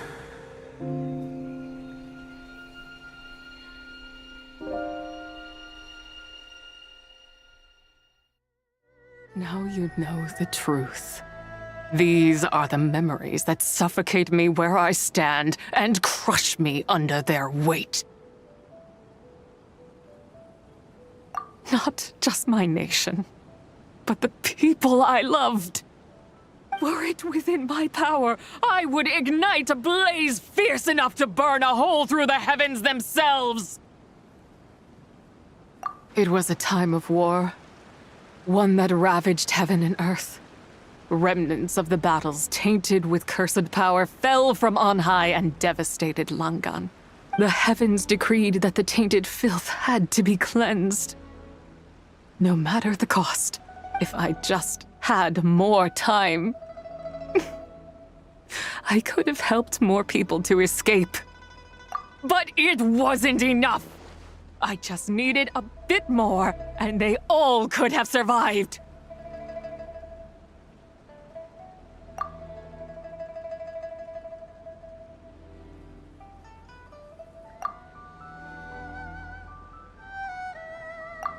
I never imagined there would come a day where I found peace. So long this rage has been within me. Yet here in this moment, it has stilled at last. Thank you. If you wish to bring Tsubai back to life, mortal, then you may take the part of her soul that lives in me. Just remember, from this moment onward, the fate of Langan's fallen rests on your shoulders, and that cannot now be changed. As I said before, I am but a remnant of Tsubai's adeptal form, a manifestation of her wrath that was not meant to linger in this world. By taking away this fragment of her soul, you take away my shackles as well. So, let it be done. Ah, it's your turn to grant one of my wishes, is it? Very well. In regard to my fate, and that of Langan's fallen, I know there is little I can demand of you. However, should another raise a war banner against the heavens someday, let my name be set upon its cloth.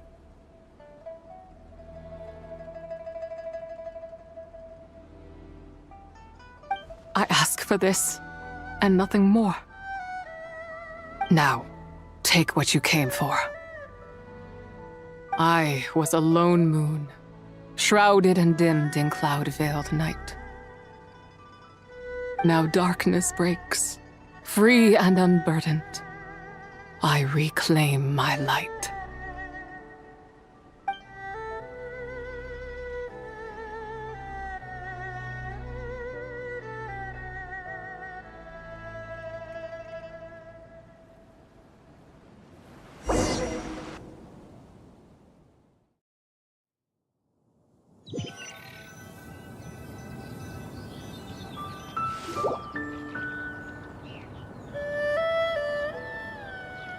You think I am one to fold so easily? Ah, young one. What brings you here? My, what exquisite mint seedlings. Was it you who planted them? I had not taken you for one so versed in the horticultural arts. I must insist that you visit Mount Hulao. There is much we could learn from one another. Ah, but this is Cloud Retainer's abode. She does not appreciate the verdant wonder that is mint. We should leave at once. If she sees us here, there is little I can do to protect you. You weren't? Was it Mooncarver then? My, what nerve he has. What? Looks like Mountain Shaper is back to normal. Has the matter with Zizhi been resolved then? Wow, that was fast. That took, what, like a second? A second to us, perhaps. But for the Traveler, I imagine it felt much longer than that. One's plan was most successful then. And you're all right, Traveler. You don't feel strange in any way? Well, sounds like good news all around. I'm glad this matter is resolved. What is this matter you speak of? The possession of that mortal child? The matter of Zizhi may have been resolved, but there is another that is far from over. The mint you planted around my abode. Perhaps you have a moment to spare for a little chat, Mountain Shaper.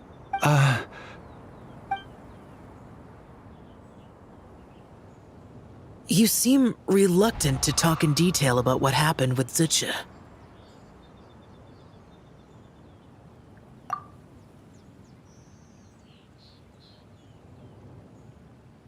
Don't worry. I won't ask you to reveal her secrets to me. And I doubt the other Adepti will either. Huh? You don't want to know what happened? The expression on your face. I know it well, Traveler. It's one I've seen Rex Lapis wear on many occasions. Whatever you learned, it must be too heavy to share. But you're okay, right, Traveler? That deadly self didn't hurt you, did she? Well, as long as you're not hurt, Paimon doesn't need to know anything else.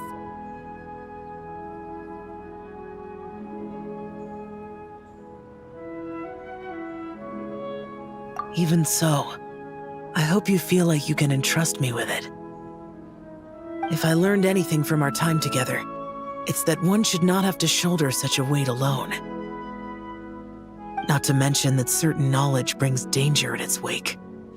I would never want you to feel forced to be the sole keeper of such secrets. Yeah, kind of like how one person can't finish a whole slime, you know? Better to grab a bunch of friends and eat it all together. Exactly! Wait, no! Paimon's just saying we've got loads of friends who'll be more than willing to lend an ear.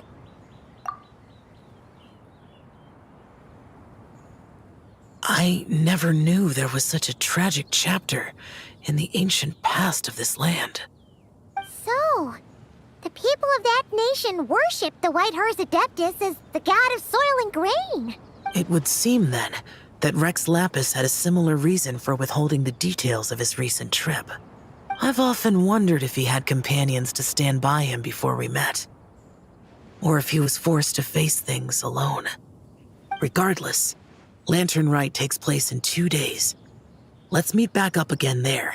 If there's no news of Rex Lapis by then, we'll have to come up with a plan. Fingers crossed it all goes well.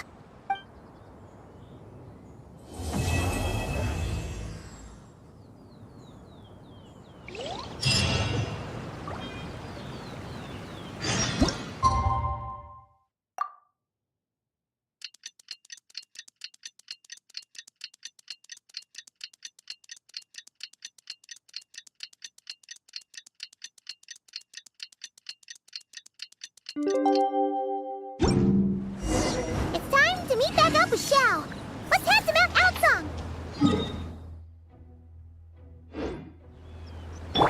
Rise with the sun! Full throttle!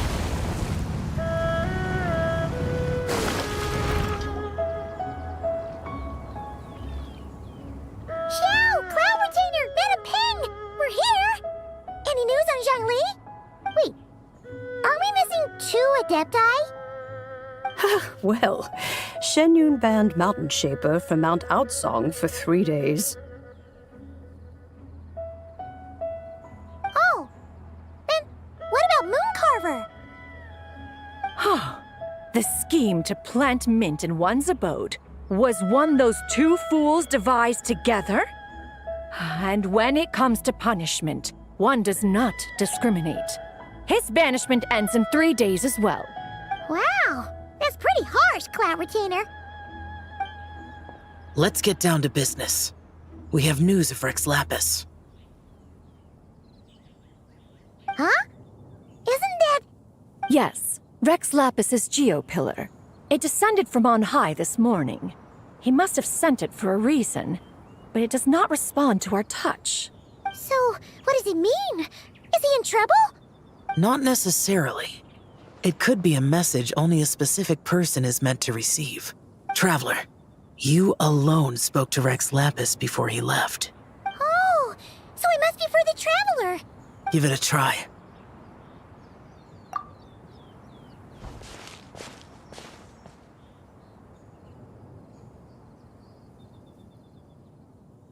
Come to the spring on Mount Qingse. I have left an entrance for you.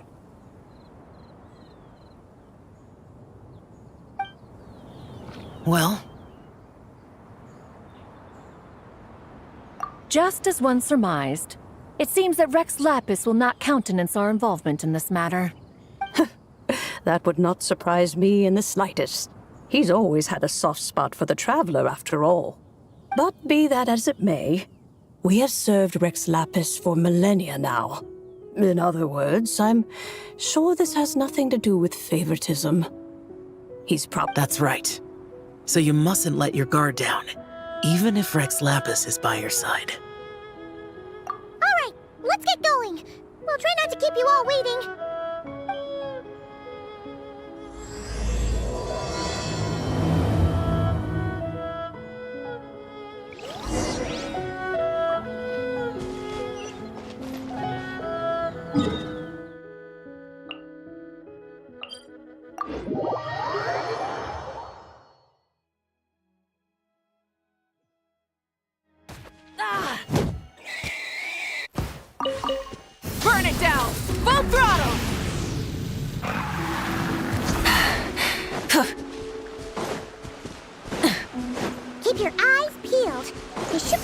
here somewhere. Another test subject. Light it up!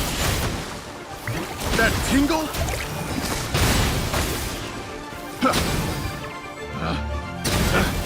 The wrong test subject. Behold!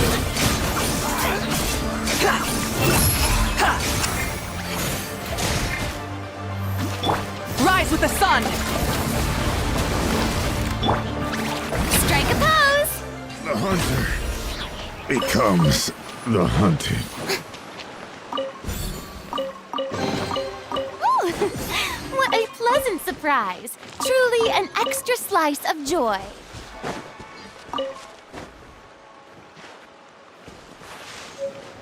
May I present?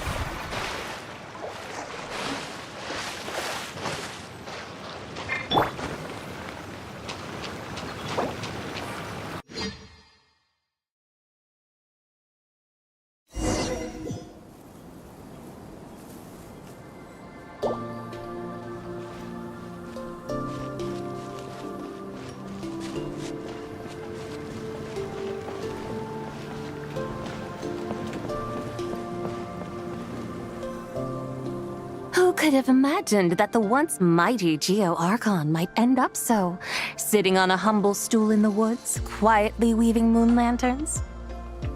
You really do look like an old man now. This is a Shao lantern, not a moon lantern. In ages past, when the gods waged war and the world was in turmoil, these lanterns were lit to guide fallen warriors back to their homes. Had you tarried in the mortal realm for but a little while longer, you might have become quite accustomed to them. Even so, it bears such a striking resemblance to the moon lanterns they used to offer up to the heavens. Could this truly be mere coincidence? Perhaps in some sense it is, yet in another, it isn't. For instance, who is to say that some of Langan's magnificent jade did not become part of the very foundations upon which Liyue Harbor now stands? It is conceivable that this ritual was transmitted in such a manner too. Now, let's not let ourselves get carried away. For all its splendor, do not forget that, in the end, even Langan could not escape its heaven-sent fate. Alas, it is just a pity that the little creatures of this world may never again lift their eyes to the moon, even should misfortune befall them. But you, Geo-Lord, now that you rule this realm, why take the trouble, not to mention the risk, to visit one who bears such profound guilt as I? Are you not afraid that you might be sullied by the curse of time that was laid upon me? There is no risk to speak of. At least, not in comparison to that which you took when you defied the heavens all that time ago. As I have stated, time and again, it was not I who defied the heavens. Geo-Lord, the ancient affairs of Langan have nothing to do with me. For I am but one of her deadly selves, severed before her demise. My name is not Zebai, but Zichao. Surely you did not take us for one and the same solely on the basis that we may all assume the form of white horses? Sorry to break it to you, but you seem to have found yourself the wrong white horse. Anyway, do tell me, what urgent matter brings you here? Very well then. I have come to ask for Zebai's shade. Oh? So, the Geo-Lord has set his sights upon Zebai's human soul. And what is it that you intend to do with it? The world outside is changing. With the new moon's birth, the confines of the shadow moon are gradually disintegrating. In other words, the heavenly soul is set to return. Consequently, strange phenomena have manifested within Langan's former domain, leading to the earthly soul's reappearance as well. The last of the trio, the human soul, is in your possession. Most intriguing. My intention is to gather all three together, so that an old friend may finally make her return. I must admit, it seems that some remarkable affairs are coming to pass in the outside world. Yet there is one thing you seem to have overlooked, Lord of Geo. Back in the day, it was you that freed me from that painting. And afterwards, I took up arms in your name. Together we first subdued Chenyu Vale, then brought peace to Mount Qingse. It was for this cause that the contract between us was made. But now that the debt has been repaid, what cause have you to expect my aid? Zibai and I have long been friends. Given not only that you were manifested from a corrupt desire within her divine form, but that you also possess a fragment of her soul, how can you purport to be the wrong White Horse? I think you'll find that we are now as separate and distinct as any two beings ever were. What once shone with radiant purity has long become dust. What you see is no longer what it was. Oh, great Lord of Geo, should this still be unclear to you, I bid you take your leave. It seems that the fault lies in my own lack of consideration. As you wish. I shall let this matter rest. Wait! One moment, if you will. Should this not be your opportunity to propose a new contract? The part where you make me an offer I simply couldn't refuse? Even those puny mortals know how to haggle when striking their bargains. Should you, the famed god of contracts, not likewise strive for success through negotiation? Come now, enough with the posturing. It's time to name your... Very well. I had, in truth, prepared a new contract for your consideration. I knew you would not come before me unprepared. Yet, you should know that I want for nothing, for I live in the mountains, carefree and untroubled. Occasionally, I even find sport in teasing the mortals who stumble into my presence. Then why persist in telling them those ancient stories? I speak of what transpired before the sky collapsed and the earth sank into itself. That is merely my way of passing the time. And what of it? Would any believe, much less remember, the ramblings of a mountain hermit? Those tales have long since spread throughout the mortal realm. Who? Should my words prove insufficient, I invite you to see the world for yourself.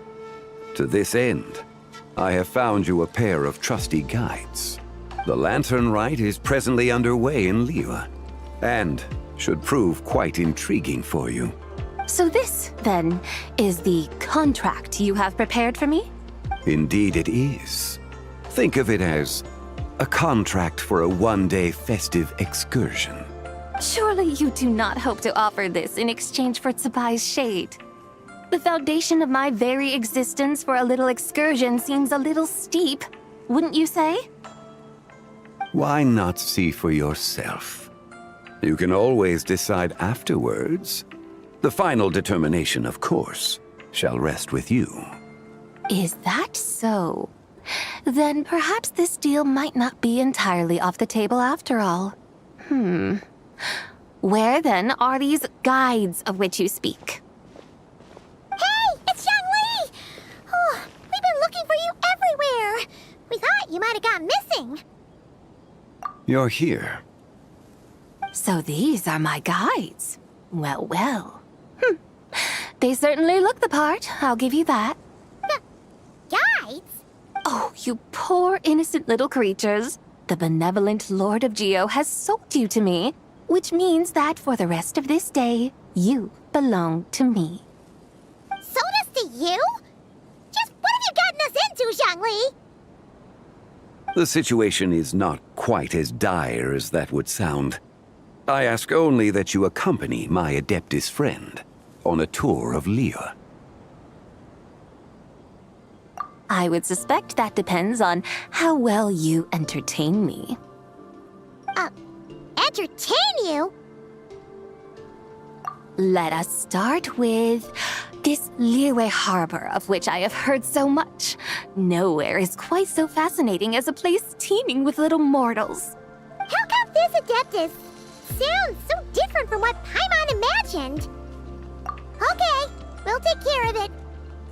Get ready to find out why they call Paimon the best travel guide in all of Tibet.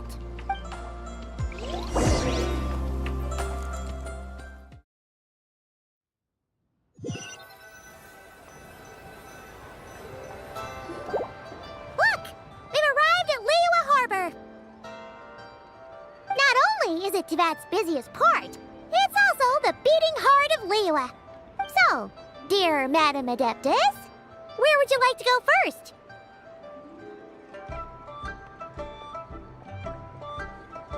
With humble fare and wine to sip, in comfort clothed and soul at ease, one eats, and all the heart's ills cease.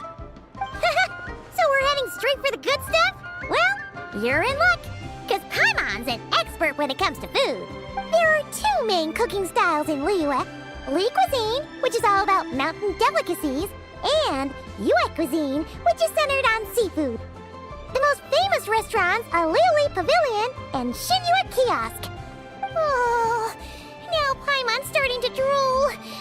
Yes, our only option is to go try them both. 2 meals, back to back. Both sound like excellent options to me.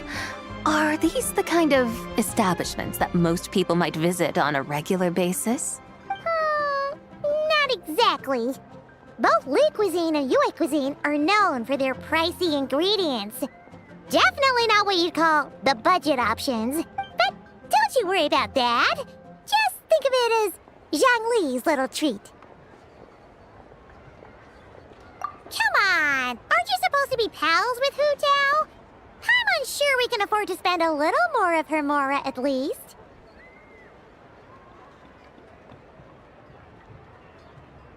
Hey! All Paimon wants is to provide our Adeptus with the best possible experience here. Don't you want that too? Both certainly sound like worthy choices. Just now, though, I happened to see a porter pass this way. Where might individuals like him go to eat? A hungry porter, huh? Oh! Paimon knows just the place! Yep. Nothing fancy schmancy there. Just tasty dishes made with simple ingredients in a variety of different styles. Most importantly, it's great value for money, too. No wonder everyone loves it, huh? Oh, and the owner happens to be a good friend of ours, too. One mean restaurant. Yes, even the name itself feels lively and down to earth. All right, let's make it our first stop. Yippee! That's a great choice, too.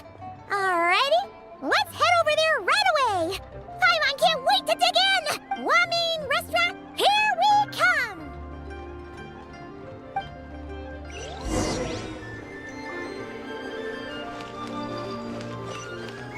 The wind rises.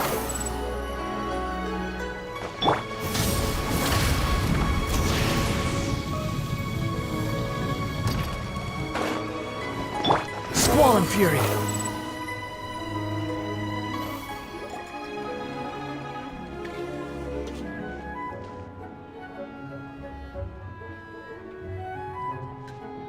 Xiangling! Chef Mel! We're here!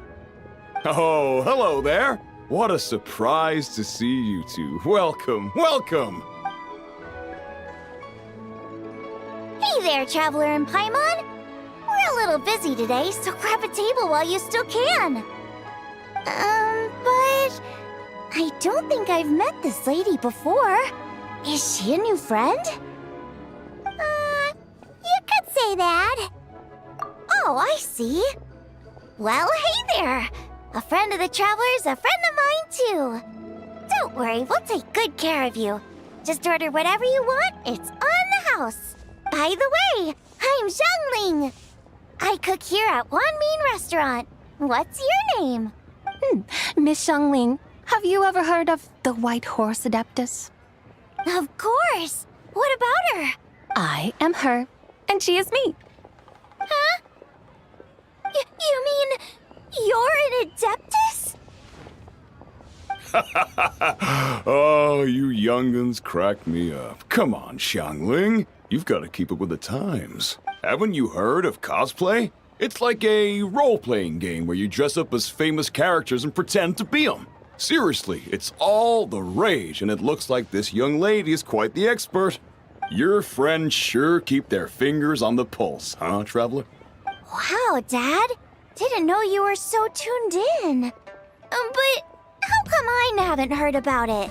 You gotta listen to our customers.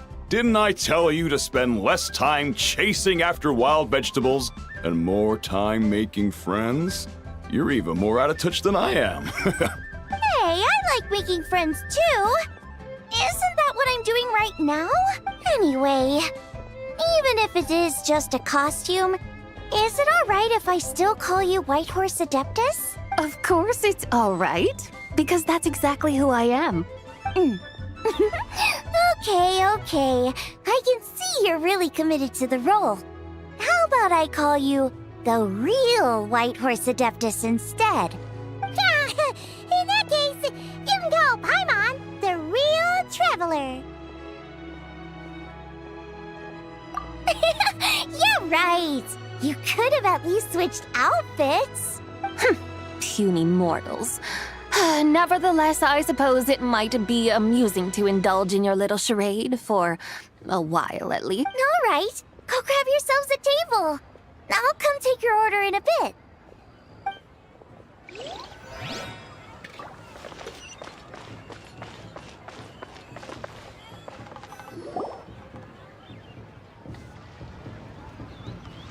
Hello.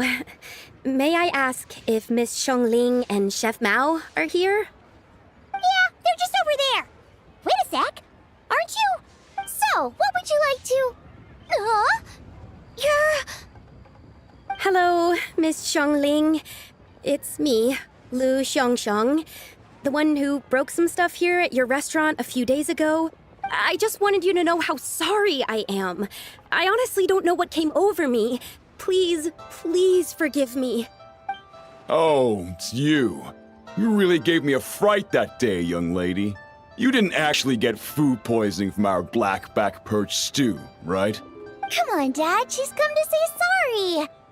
It's all right, Miss Lu. You must have been feeling a bit off that day. You're looking so much better now, though. Why don't you grab a table, too? This one's on the house. No, I couldn't possibly. Hey, it's totally okay. We all feel under the weather sometimes, especially when we're away from home. Go on, find yourself a... yikes. Looks like all the tables are taken. Wanna come sit with us? We've got an extra seat over here. Thanks, guys. So what would you like to eat today? Feel free to order anything you like. I should very much like to sample your renowned poisonous blackback perch stew. It wasn't poisoned. That was all on me. So that's one portion of blackback perch stew. How about you guys? Paimon wants... Sure thing. Looks like Paimon's having trouble making up her mind. Anyway, I guarantee you'll love it. Let me think. Well, since the blackback perch stew is on the spicier side, I guess it makes sense to balance it out with a serving of stir-fried shrimp. And since it's lantern rite season, you better try out the triple-layered consomme and come and get it too. Those are our seasonal specialties. As for the carbs, since we've got a full table, how about some right at home? Along with our special chili mince cornbread buns. Trust me, you won't be disappointed. Then for dessert, I'll whip you up some Lucky Snow Delight. I just came up with it a few days ago, and I can't wait for you to try it. Wow! Sounds like quite the feast. Looks like Paimon's in luck today. Am I the only one who thinks that's way too much? Not at all. Don't worry, I know what I'm doing. And to top it all off, our star dish, Adeptus Temptation. You should know that we don't often serve this here at Wanmin Restaurant. But since this is my first time cooking for the Whitehorse Adeptus, I'm pulling out all the stops. Okie dokie, just sit back and relax. I'll have your dishes out in no time. Hold on. Did I just hear Miss Xiongling mention the White Horse Adeptus? You did indeed. And you're looking right at her. That's a joke, by the way. She's cosplaying. Oh, I see. Phew, almost believed you there for a moment. Tell me, little one, what business might you have with the White Horse Adeptus? It's a long story. Basically, a while back, I took part in an archaeological dig over at the chasm. While we were there, we discovered a number of relics.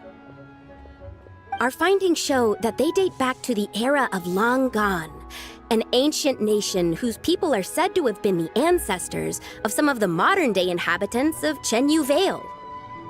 And why might such matters concern the White Horse Adeptus? Because some of those relics not only seem to contain textual references to her, but even depictions of what she looked like. There have long been legends claiming that the White Horse Adeptus was a deity of that era, but there are plenty of other theories out there too. If I could just locate some more detailed records, I'm sure we'd be able to find out so much more. So you're into history? Well, to tell you the truth, I actually joined the archaeological team by sheer accident. But once I'd started down this path, I knew that I wanted to make something of myself. Recently, though, things seem to have taken a turn for the worse. I still can't believe I caused such a mess and even ended up hurting someone. Oh, so you're considering becoming a martial artist now instead? No, I mean, they weren't seriously hurt. It was just a few scratches, and they let it go after my mother compensated them. Either way, my career's pretty much over. And even though both the victim and the Ministry of Civil Affairs say they won't be pursuing the matter any further, my father says he's going to punish me according to our family rules. Family rules? Yeah, he's decided to ground me. I'll have to return to Chaoying Village after Lantern Rite, and goodness knows when I'll be allowed to leave again. Wow, that's harsh. Sounds like the kind of thing only rich, super traditional parents would do. We're not exactly rich, though. All we own are a few tea fields in Chaoying Village and a guest house in Liyue Harbor. A guest house? It isn't Baiju Guest House by any chance? Yep, he's my grandfather. So, you've heard of the guest house before? Small world, huh? Come to think of it, didn't Boss Lu mention something about hoping that the White Horse Adeptus would show up and let her divine power be known? Sure, but Paimon's guessing this wasn't exactly what he had in mind. Little one, it sounds to me that your family is rather well off after all. What then drew you to archaeology? Why subject yourself to such unnecessary hardships? Even if I stayed at home, there's no guarantee I'd lead a nice, easy life. Just look at my father. Recently, my grandfather put him in charge of the guest house, and he came up with a bunch of ideas right away, starting with changing its name. That didn't turn out well, though. My grandfather yelled at him for days, even calling him a bad son, and they still haven't let it go. Oh! Paimon thinks we might have heard about that too. Long story short, being dependent on others is never fun. You just end up being completely under their thumb. That's why I want to make it on my own out here, no matter how hard it is. After all, as the saying goes, to rise above others, one must endure the hardest of hardships.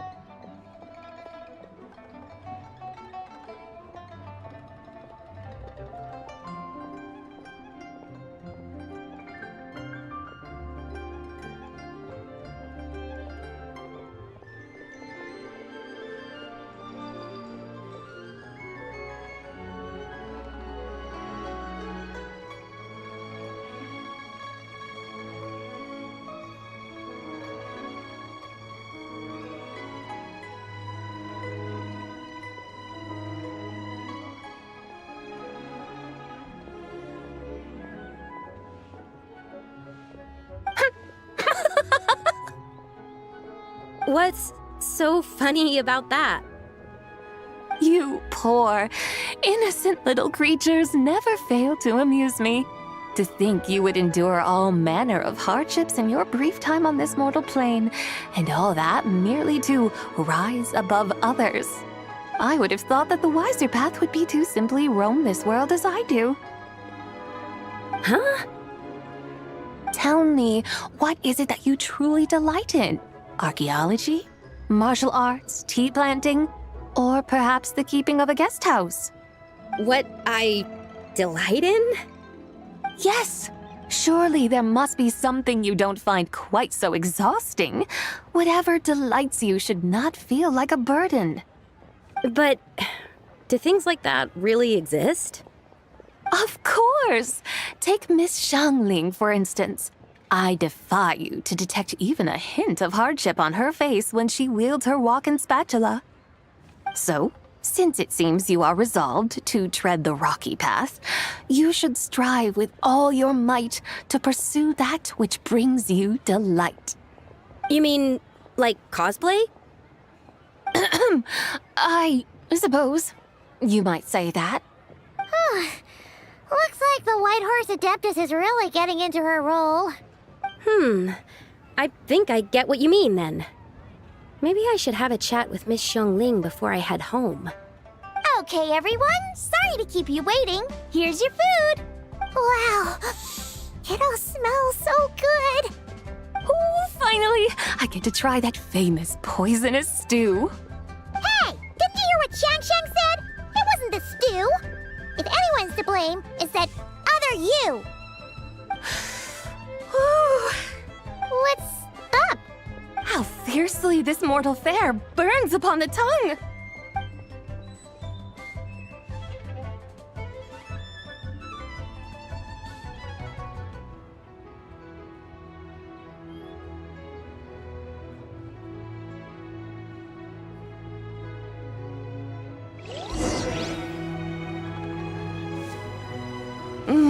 Most satisfying as poisonous stews go. So, where to now? Time, I think, to seek out some diversion? Oh, there's plenty of entertainment options in Liyue. Paimon will tell you that. The locals like to drink tea, walk their pets, play chess, watch operas, attend storytelling performances. Storytelling performances? You know, like listening to people telling stories. They're usually based on old Liyue legends, just like their operas. Stuff like The Divine Damsel of Devastation, Through the Eyes of a Dragon, or The Sanctification of Tao Do. What about the story of the bright moon that sits in the sky above us? Paimon doesn't think she's heard that one. Still, the moon does come up quite a lot. It's even in the name itself. The Yue in Liyue actually means moon. Since we're on the subject, you like telling stories yourself, right? Why don't we go check it out?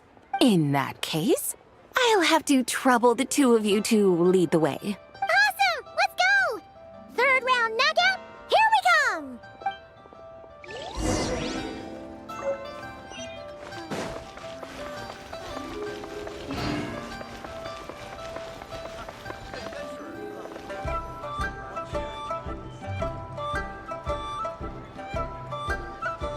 What a tongue twister!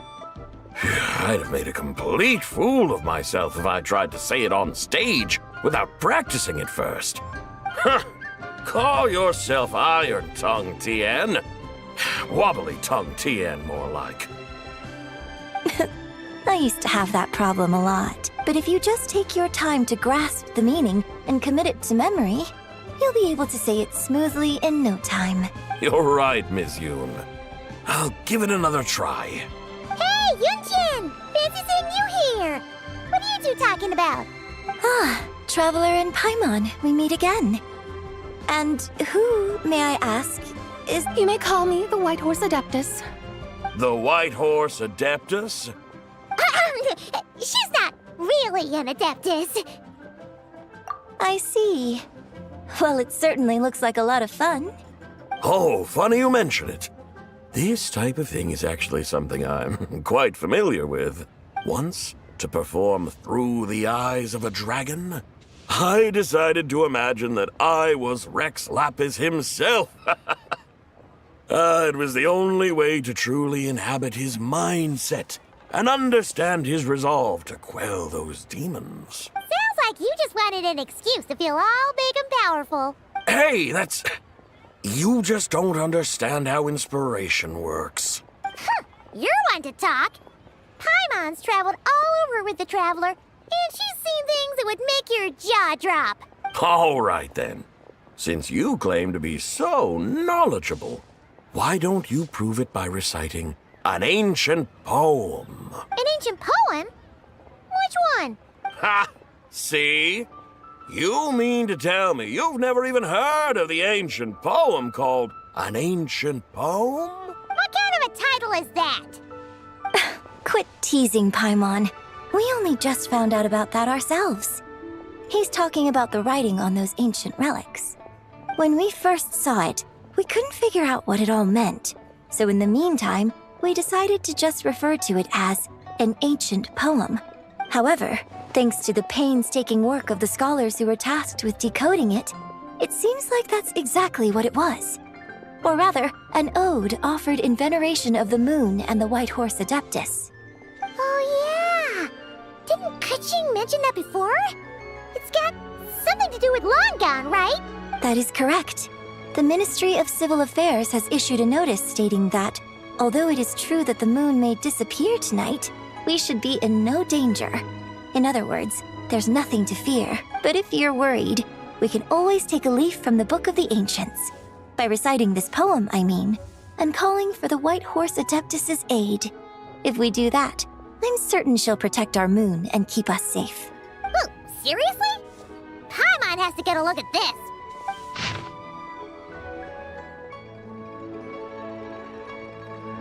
Under moon eternal, in radiant night, a maiden grants silk, soft and light? What in Tibet's that supposed to mean? Under moon, iridescent, in night divine, blah blah blah, something cloth so fine. Something about fields being plowed, something else about seeds being sown from the earth. Seriously? What is this? The fields are plowed, the seeds are sown, and from the earth, life is grown. Whoa! You did that without even looking! Bravo! Bravo! We have an expert in our midst. Looks like this young lady really does know her role inside out. If I didn't know any better, I'd have taken her for the real deal. That's because I am the real deal. That's the spirit. This is exactly the kind of mindset I was talking about. Behold, mortals, I am none other than the indomitable Rex Lapis himself. Kneel before my godly splendor. Believe me, young lady, I know exactly why you do it. Back in the day, I was just like you. I must say you are rather amusing as mortals go. Miss White Horse Adeptus, it is a great pleasure to make your acquaintance today. I have some questions regarding the poem, and I was wondering, perhaps, if you might be able to shed some light on it? You want me to explain the full meaning of its verses? Your guidance would be much appreciated. Fascinating. Tell me, do all the people of Liyue still express such reverence for the ancient ways? Well, it's true that we hold a deep fondness for our history, but it is hardly our only pursuit. One of my good friends, for instance, is even more devoted to the modern Fontanian art of rock and roll.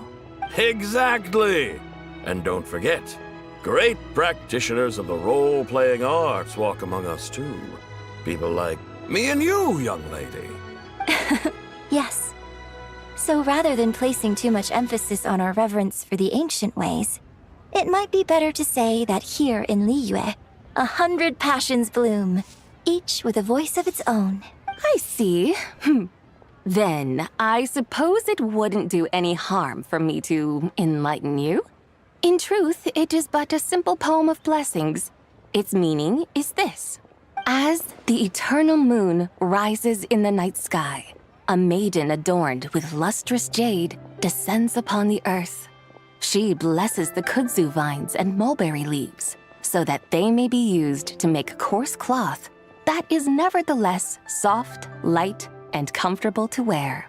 As the iridescent moon rises in the night sky, a maiden adorned with lustrous jade descends upon the earth. She blesses the kudzu vines and hemp so that they may be used to make fine, luxurious cloth. As the frost moon rises in the night sky, a maiden adorned with lustrous jade descends upon the earth. She blesses the mugwort and artemisia so that they may be perfect for divination. So she really did come down from the moon? She shows the people how to use the plow and spade to purge the land of weeds, till the soil, and heap up the earth to make it fertile. Then with the hoe, she teaches them to sow their grain, bestowing the promise of life upon every seed. She blesses the millet and the beans, ensuring that their stalks and vines stretch forth without end. She graces the wheat and the rice, so that their heavy heads are filled with plump, glistening grain. Sounds like she's a real pro at all this farming stuff. The fruits of the field are harvested and brewed into sacred wine for honored guests. This we reverently present to the divine maiden, with every ceremonial step flawlessly observed, so that she may witness the depth of our piety and respect. Oh, divine maiden, how can your graceful presence in the sky not seem like that of a fairy descending from the heavens? Oh, divine maiden, how does your pure and radiant form not resemble the guardian spirit of our land? I send my heart's desire, ascending to the heavens, beseeching you to grant us good fortune and blessings in the coming year. Huh? So, that's what it's supposed to mean? I find myself speechless, moved beyond the power of words to convey. Oh, young lady, you have shown me the heights to which a true role player might aspire. A truly remarkable performance. I did not anticipate that anyone could unravel this poem with such depth and clarity, and so soon after the Ministry of Civil Affairs noticed, too. I'd even begun to consider myself somewhat versed in the matter, but as they say, there's always someone more knowledgeable out there. Allow me to extend my thanks to you, Miss Whitehorse Adeptus. You are far too humble, young one. I must confess, it is I who have been surprised, not only by you, but also by this Liyue Harbor of the present day. Ah, so you're not from Liyue. And what, may I ask, has surprised you about it? Oh, it's nothing really. Just some old memories scattered here and there. Very well, my guides. I suppose it is time we set forth on the next part of our excursion. I'd like to go see that wharf now. What say the two of you? No problem. We'll take you wherever you want. Oh, leaving so soon? Before you go, allow me to introduce myself. I am Yunjin, director of the Yunhan Opera Troupe. May I ask your name in return? My own name is scarcely worth mentioning, but since you asked, perhaps I'll tell you the title of that poem instead. Huh? So, it isn't actually called an ancient poem? Of course not. Its real title is Odes of Long Zabai.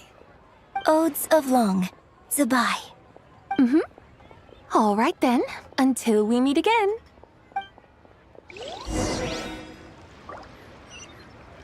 The wind rises.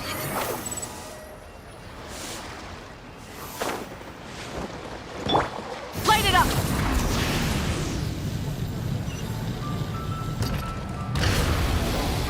Squall and fury.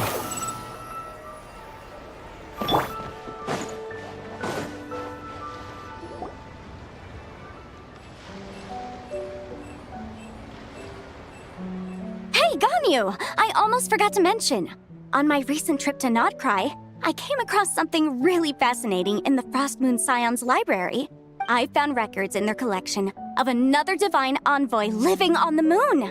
A divine envoy on the moon? You don't think it could have been referring to the White Horse Adeptus too, do you? no way to say for sure. Still, the similarities between our legends are intriguing, to say the least. Isn't it amazing? Especially when you consider how far apart we are. It truly is. We might live in different lands, but when we look up at the night sky, we all see the same moon and stars. Right? It's like we're all bound together, no matter where we are. When you think of it like that, it's almost as if our friends from other nations will be right here celebrating with us. Isn't that a wonderful thought? No wonder you were so excited to go see the giant lantern when you first got back. Sounds like you're a real fan of the White Horse Adeptus, huh? I guess you could say that. Just a pity she's so elusive. Even Granny's never met her, you know? Maybe she really is just a legend after all. Hey, Yanfei and Ganyu! Trust, Paimon. The White Horse Adeptus is as real can be. Huh?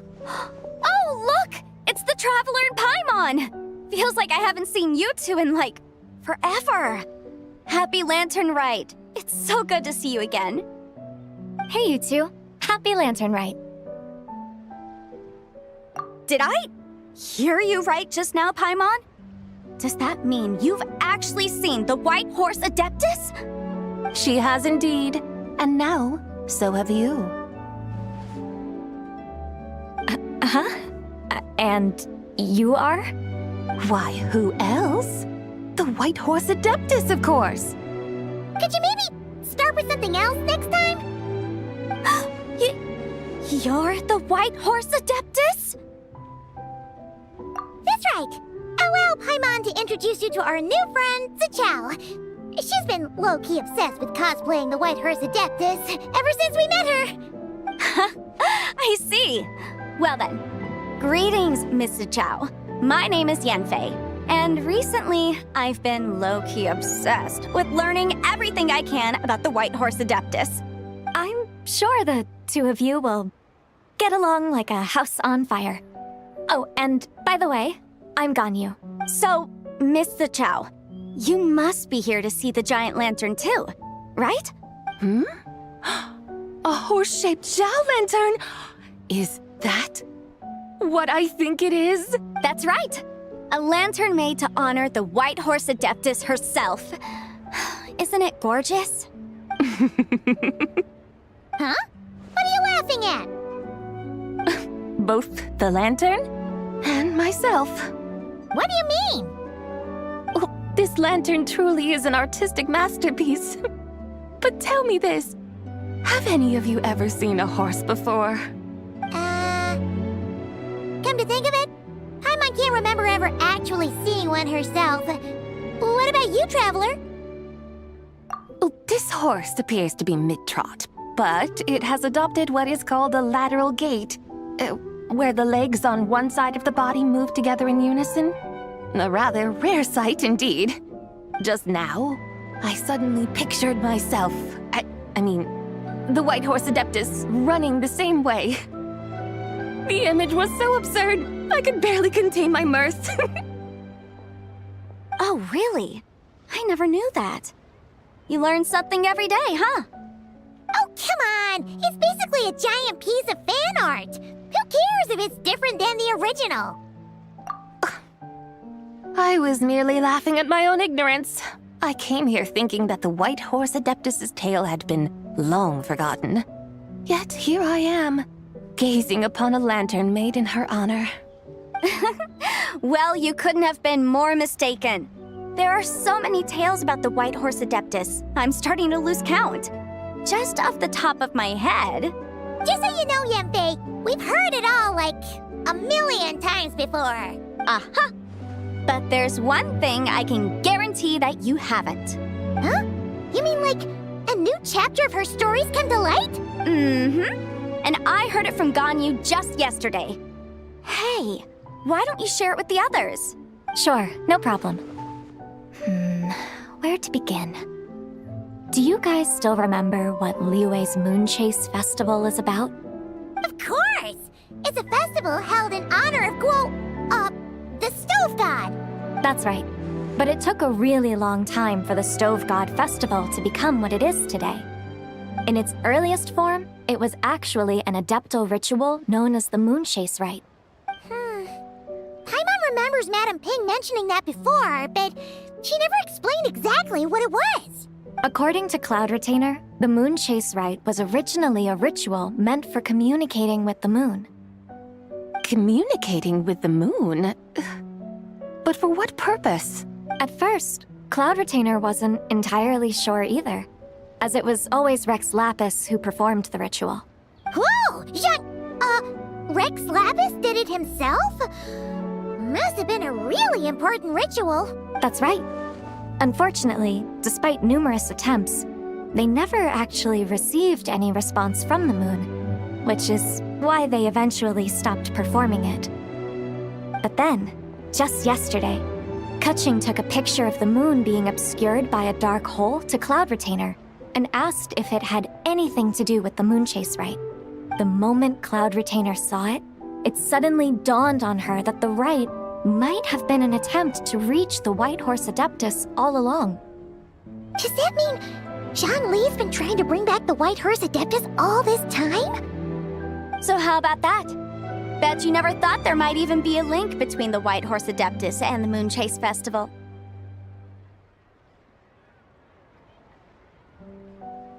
If Kaching hadn't taken that picture to Cloud Retainer, we would never have known any of this. This is probably what Kaching was referring to that day when she mentioned there were some ideas she wanted to follow up on. So, Geo-Archon. All this time, you've been striving to awaken her. Huh? What do you mean, awaken? Nothing. What I truly meant to say was, this new insight you've provided has been truly eye-opening. Oh, by the way, my trusty guides, I've been meaning to ask, where in Liyue Harbor might one enjoy an expensive scenic view? Huh? We're off to the next stop already? But Paimon's barely done digesting that lore bomb just now. All the more reason to find the right spot to let it sink in. Oh, so that's what you're up to. A tour of Liyue Harbor? In that case, if you're looking for a spot with a panoramic view, I'd recommend Yujing Terrace. That's a great idea. Since the terrace is on higher ground, the sea view from up there's so much better. Great! Well, the lantern ride's about to start, so we should get back to Granny's now. Hope to see you all at the festival tonight. Oh, you're off too? All right then. See you both soon.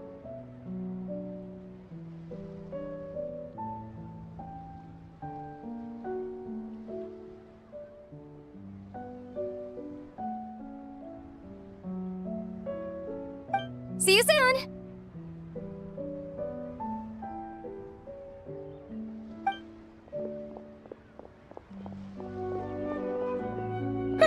Very well, my guides.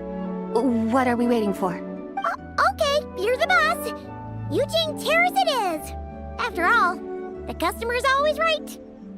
Something else you needed to do? Oh, Paimon likes that idea.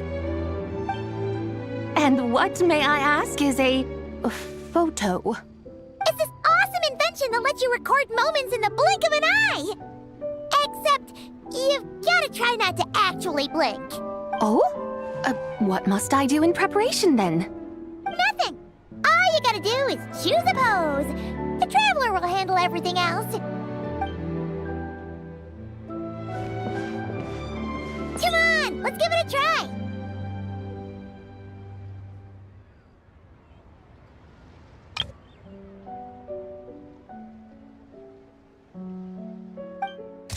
Look!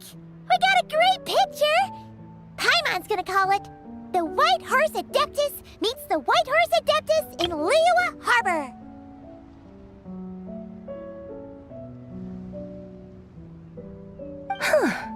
They've even discovered a way to preserve moments in time.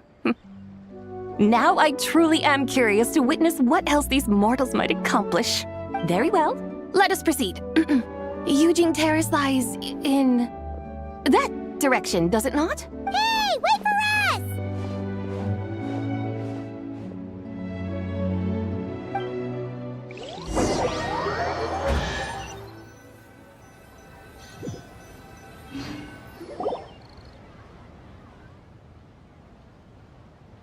Truly a marvelous view if ever there was one. It seems the charm of this Liyue harbor is only heightened by the sun's dying light. And soon, people will start releasing their Xiao lanterns to mark the most important day of the year. Practically everyone will be with their friends and family, eating a big meal, chatting, and even setting off fireworks. Trust Paimon, it'll look even more amazing then. What do you say? Want to stay to see that? No need. Let us bring this weary day to a close. Weary day? You mean you didn't enjoy your tour? I had imagined you would arrange for me to witness some grand spectacle. Perhaps the descent of divine beings, the manifestation of the sacred before mortal eyes, or the appearance of a selfless hero come to aid the helpless and downtrodden. Or, should that not come to pass, then at the very least spend a little more coin. For that, it seems, is how one finds true enjoyment. Alas, but there was none of these. Instead, we merely filled our bellies, listened to tales, and gazed upon a crude imitation of my likeness. And now the sun begins its descent. What a day of quiet tedium. Well, we're so sorry. If we'd known that was what you wanted, we'd have done it all differently. It's all that Zhang Li's fault for not making the customer's requirements clear. Well, it's too late now.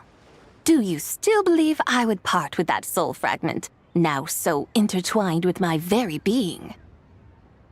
But... I knew you were the more astute of the pair. Huh? You were just trying to scare Paimon? It seems the realm of the Geo-Archon has a way of making one more stony-faced. So, you were just pulling Paimon's leg? Of course. I was merely engaging in a little banter with the two of you. Long ago, I shared tales with various mortals who chanced upon my mountain abode. Never did I imagine that those stories would endure. It seems I greatly underestimated them. Perhaps, as your Geolord said, a few pieces of ancient Langan's magnificent jade have truly become part of the very foundation of this land. So, you've decided to help us? Again, that goes without saying. I made up my mind some time ago now. When I beheld a rather intriguing scene as I set foot in this city. I saw porters passing through the alleys, setting down heavy wooden crates from their weary shoulders. Peddlers pushing carts as the kites and lanterns upon them rustled gently in the breeze.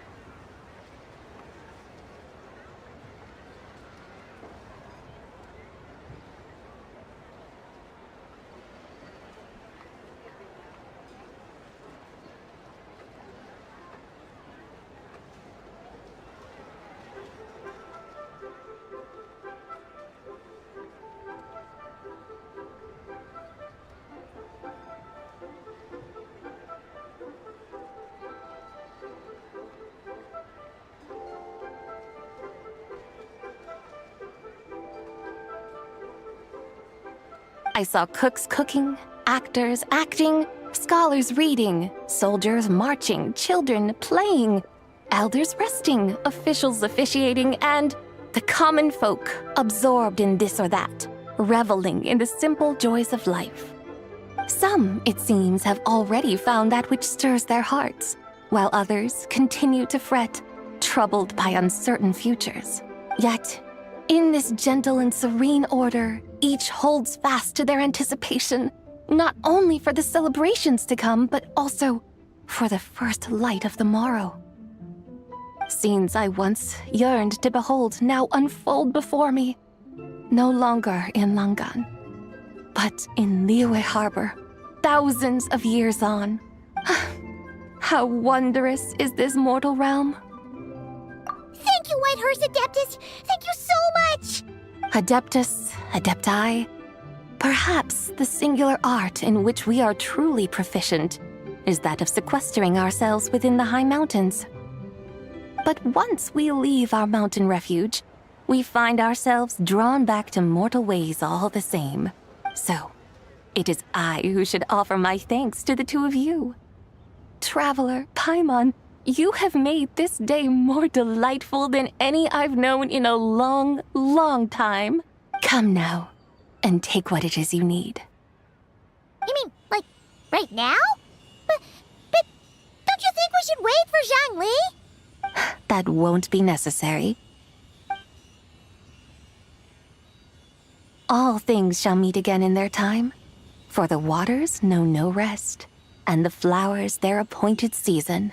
One need not fear that life is but a journey of goodbyes.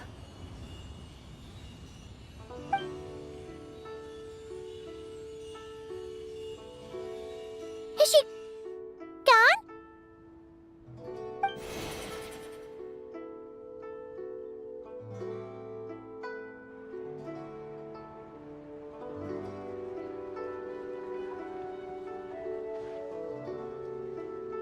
Yes, she's gone.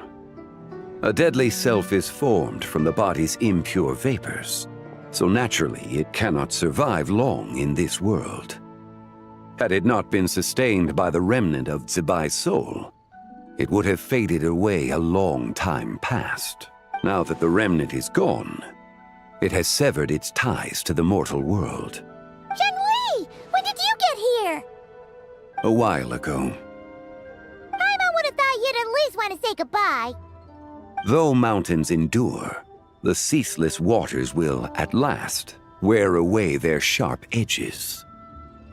Thus must I meet the marks wrought upon her by the ruler of time with great caution.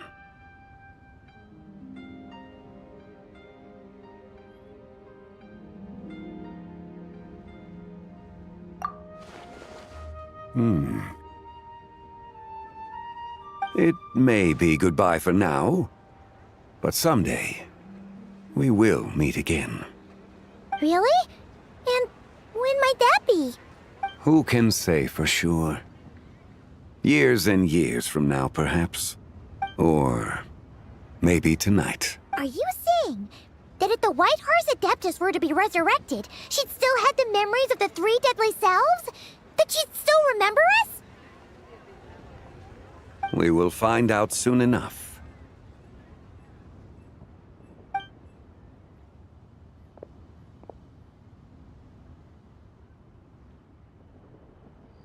It is time. The rite is about to begin.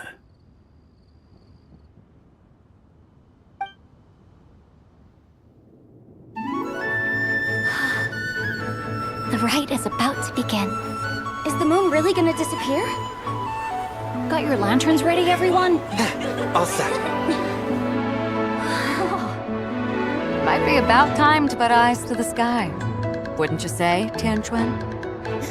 Look!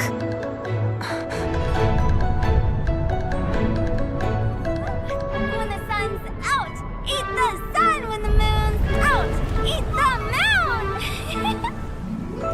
Whoa, is this the lunar eclipse? Under moon eternal, in radiant night, a maiden grants silk, soft and light. Under moon iridescent, in night divine. A maiden grants fiber her cloth For so you. fine. Under moon of frost, in night so great, a maiden grants tools to divine our fate. The fields are plowed, the seeds are sown, and from the earth, life is grown. The seedlings stretch, the crops do rise, and all unfolds before our eyes. Fruits are gathered, sweet wine is poured. These gifts we offer to our Lord. Pure is heaven, so fair and bright, she shines as light in this dark night. And with her does this, wish take flight.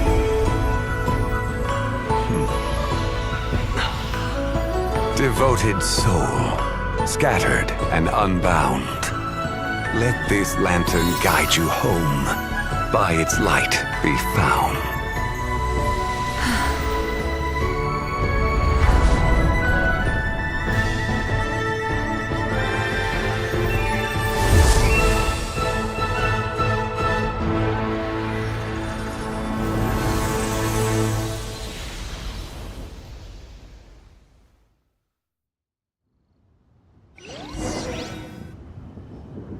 Did we do it? Do we finally get to meet the real White Horse Adeptus?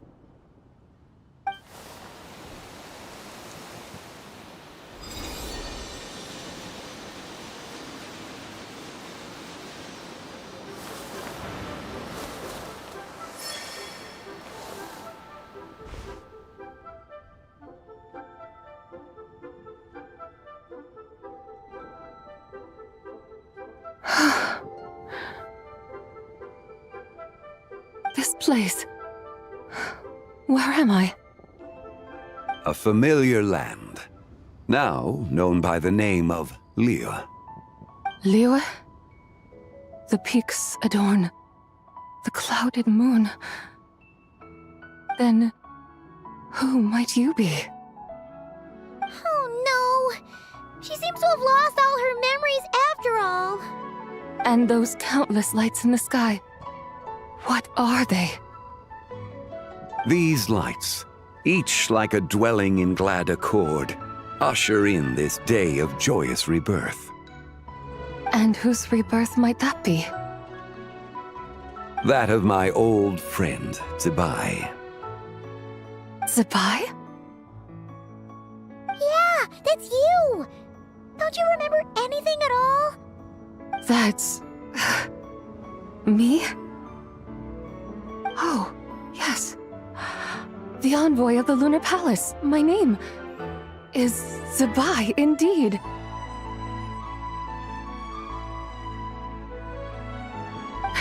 Then you must be...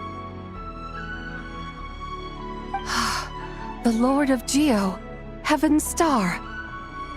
Many years have passed since we last saw one another. Zibai, my friend, welcome home. Home? But why does this place, this Liyue, feel at once so strange and yet so familiar? Who you are? Who are you? Ah, yes, I remember now. You are that young Wushu dancer, the one who seeks disciples. How fares your quest for disciples? It must have yielded a truly prolific body of students by now, I trust. Hey, you've got it all wrong! You're talking about gaming! But I could have sworn... Oh, that's right. You're that impudent blonde youngster who kept meddling in my affairs. And to think you even had the audacity to presume yourselves worthy of being...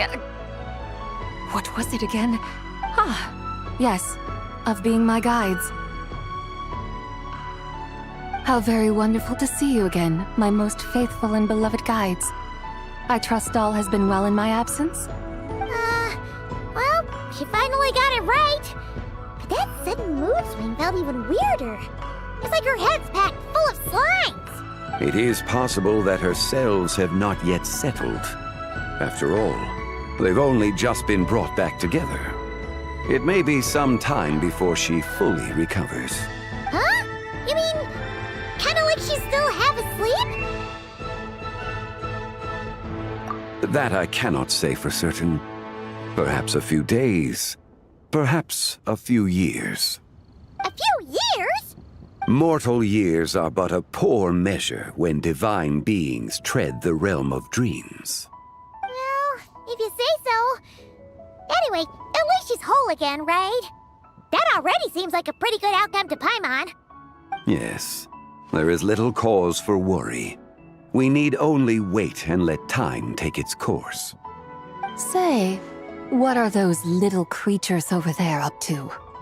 Celebrating Lantern Rite, of course. And those lights up in the sky? Those are all Shao lanterns. This year, each and every one of them carries a little wish inside.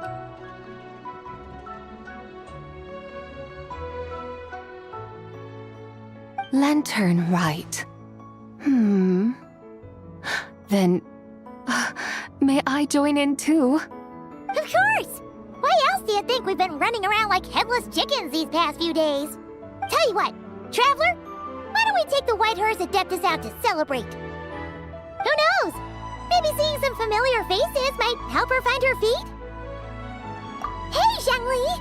You've got some time on your hands now, right?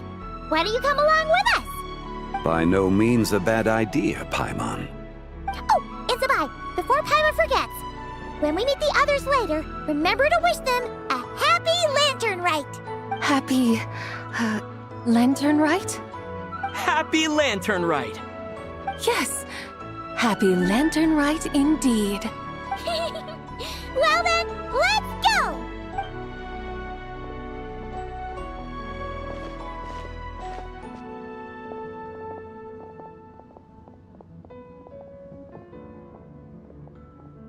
Lantern Rite. A night of joy, reunion, and moonlit blessings for all.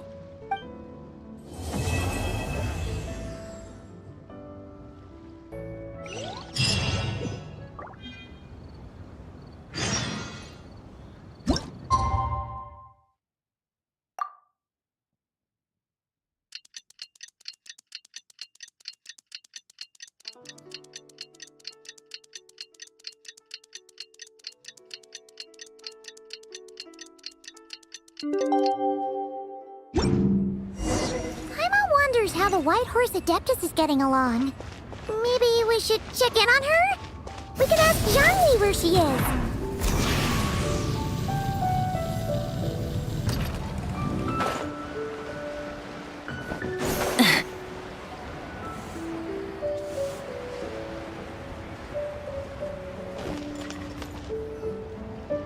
Oh, looks like Zhangli hasn't stopped by for tea today. Hey, are you two looking for your friend? Try going up that way. Is Zhangli up that way? No, but that young lady who was dressed up as the White Horse Adeptus the other day is. She's your friend, right? I just saw her head toward Wan Min Restaurant. I was wondering why she was eating alone. But then you two showed up hot on her heels. Oh, what luck! We were just on our way to find her. But what's she doing at Wan Min Restaurant? I have no idea. I said hello, but she completely ignored me. She couldn't have forgotten who I am, right? I mean, we're kindred spirits, aren't we? Maybe she's still half asleep, but her brain might be a little fuzzy. Oh, that makes sense. I was wondering why her eyes were so red. Her eyes were red? Oh, that doesn't sound good. You young people, staying up all night because you think you're invincible. Look at your friend. Missing out on sleep so she can pretend to be the White Horse Adeptus. That's where that leaves you, you know. A word to your friend from someone who's older and wiser. She really needs some rest.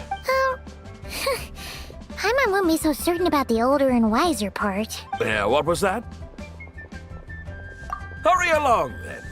Oh, and don't forget to come back and check out my Rex Lapis cosplay when you're done.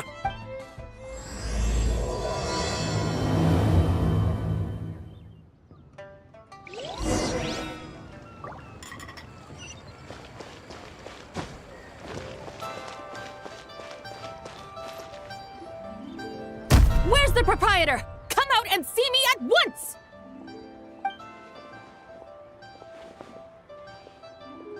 Xiangling and Chef Mao aren't here right now. What can I help you with? And who might you be? My name is Shenhe. I work here at Wanmin Restaurant. Shenhe. Shenhe. Are you that crane adeptus who loves planting mint? It's been a few days. Have you improved your gardening skills? Did you manage to cover the slopes with mint? Mint? I don't know anything about mint. But I am familiar with Genshin and glaze lilies. Ha! Already casting mint from your mind. How can a practitioner of self-cultivation be so fickle, chasing after every new plant that catches their eye? I'm not sure I get what you mean. Are you delirious from hunger? Would you like something to eat? Shenhe! White Horse and Zabai! So this is where everyone is! Traveler, Paimon. It's been a long time. Happy Lantern Rite. Is this customer a friend of yours? Don't mind her, Shenhe. She's just a little cranky because, she didn't sleep well last night and she's only just woken up. Look how red her eyes are. I see. In that case, Miss Zabai, I have a tonic here infused with Genshin. It's cool and soothing when applied to the eyes. Would you like to try a few drops? Stop right there! Who are you two noisy children? Hey! Have you forgotten about us already? Guides. Yes, I seem to recall something about some guides. Ah, yes, now I remember. What luck! I was just looking for someone to show me the way to Elong Wharf. Huh. Is she starting to come around? Someone requested my help in purchasing some tea leaves. I was informed they have discounted prices during the festival and that I shall get a good deal there. Tea leaves? This sounds like Zhang Li's doing. He sure knows how to get people running errands for him. Your friend Rex Zhongli initially requested the most expensive tea, but then a young lady in a hexagram hat mentioned he'd burned through the Wangsheng funeral parlor's yearly expenses at an exhibition a few days ago. As such, he is only permitted to buy items that are discounted this month. Oh, that's his boss, Hu Tao. It's about time she realized the problem and put a stop to his spending sprees. Oh, I see. So that's why you're here. Unfortunately, Wanmin Restaurant doesn't sell tea leaves. If you're truly in need, I could gather some wild tea from the mountain slopes. You don't sell tea leaves? But I remember your boss, Miss Lu, saying that she owns tea fields. You really should get some rest. The person you're talking about isn't the boss of Wanmin Restaurant. She's just like you. She came here to eat. Is that so? Life really is full of surprises. What surprises? Your brain really is as gooey as a pack of slimes. Paimon can't believe Zhang Li entrusted you with going all the way to Yilong Wharf and buying tea. That would be excellent, my dutiful guides. Ah, yes, Miss Crane. I apologize profusely for my improper behavior just now. Please forgive me. I completely understand. Master often says that the human body is like a mechanism in need of regular maintenance. When a person cannot rest at night, they are sure to become irritable and on edge.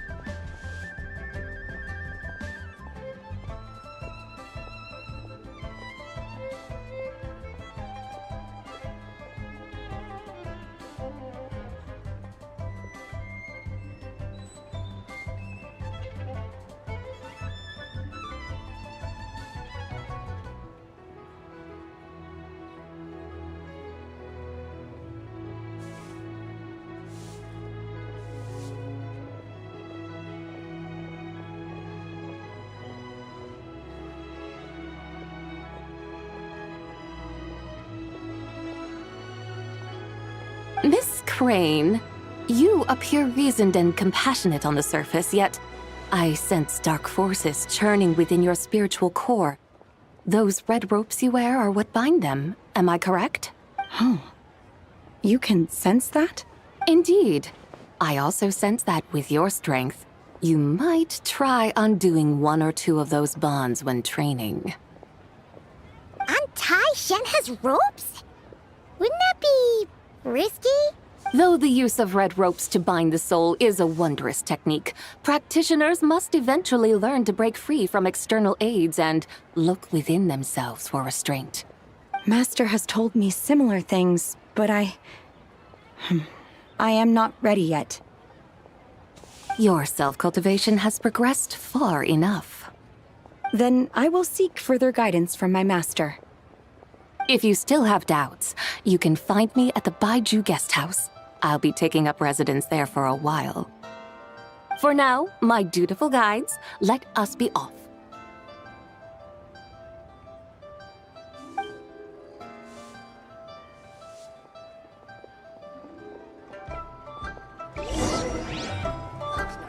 Wow. Rio's really got a lot going for it. Cheap and tasty chop suey. Exploration and trials. Adventuring is right up my alley.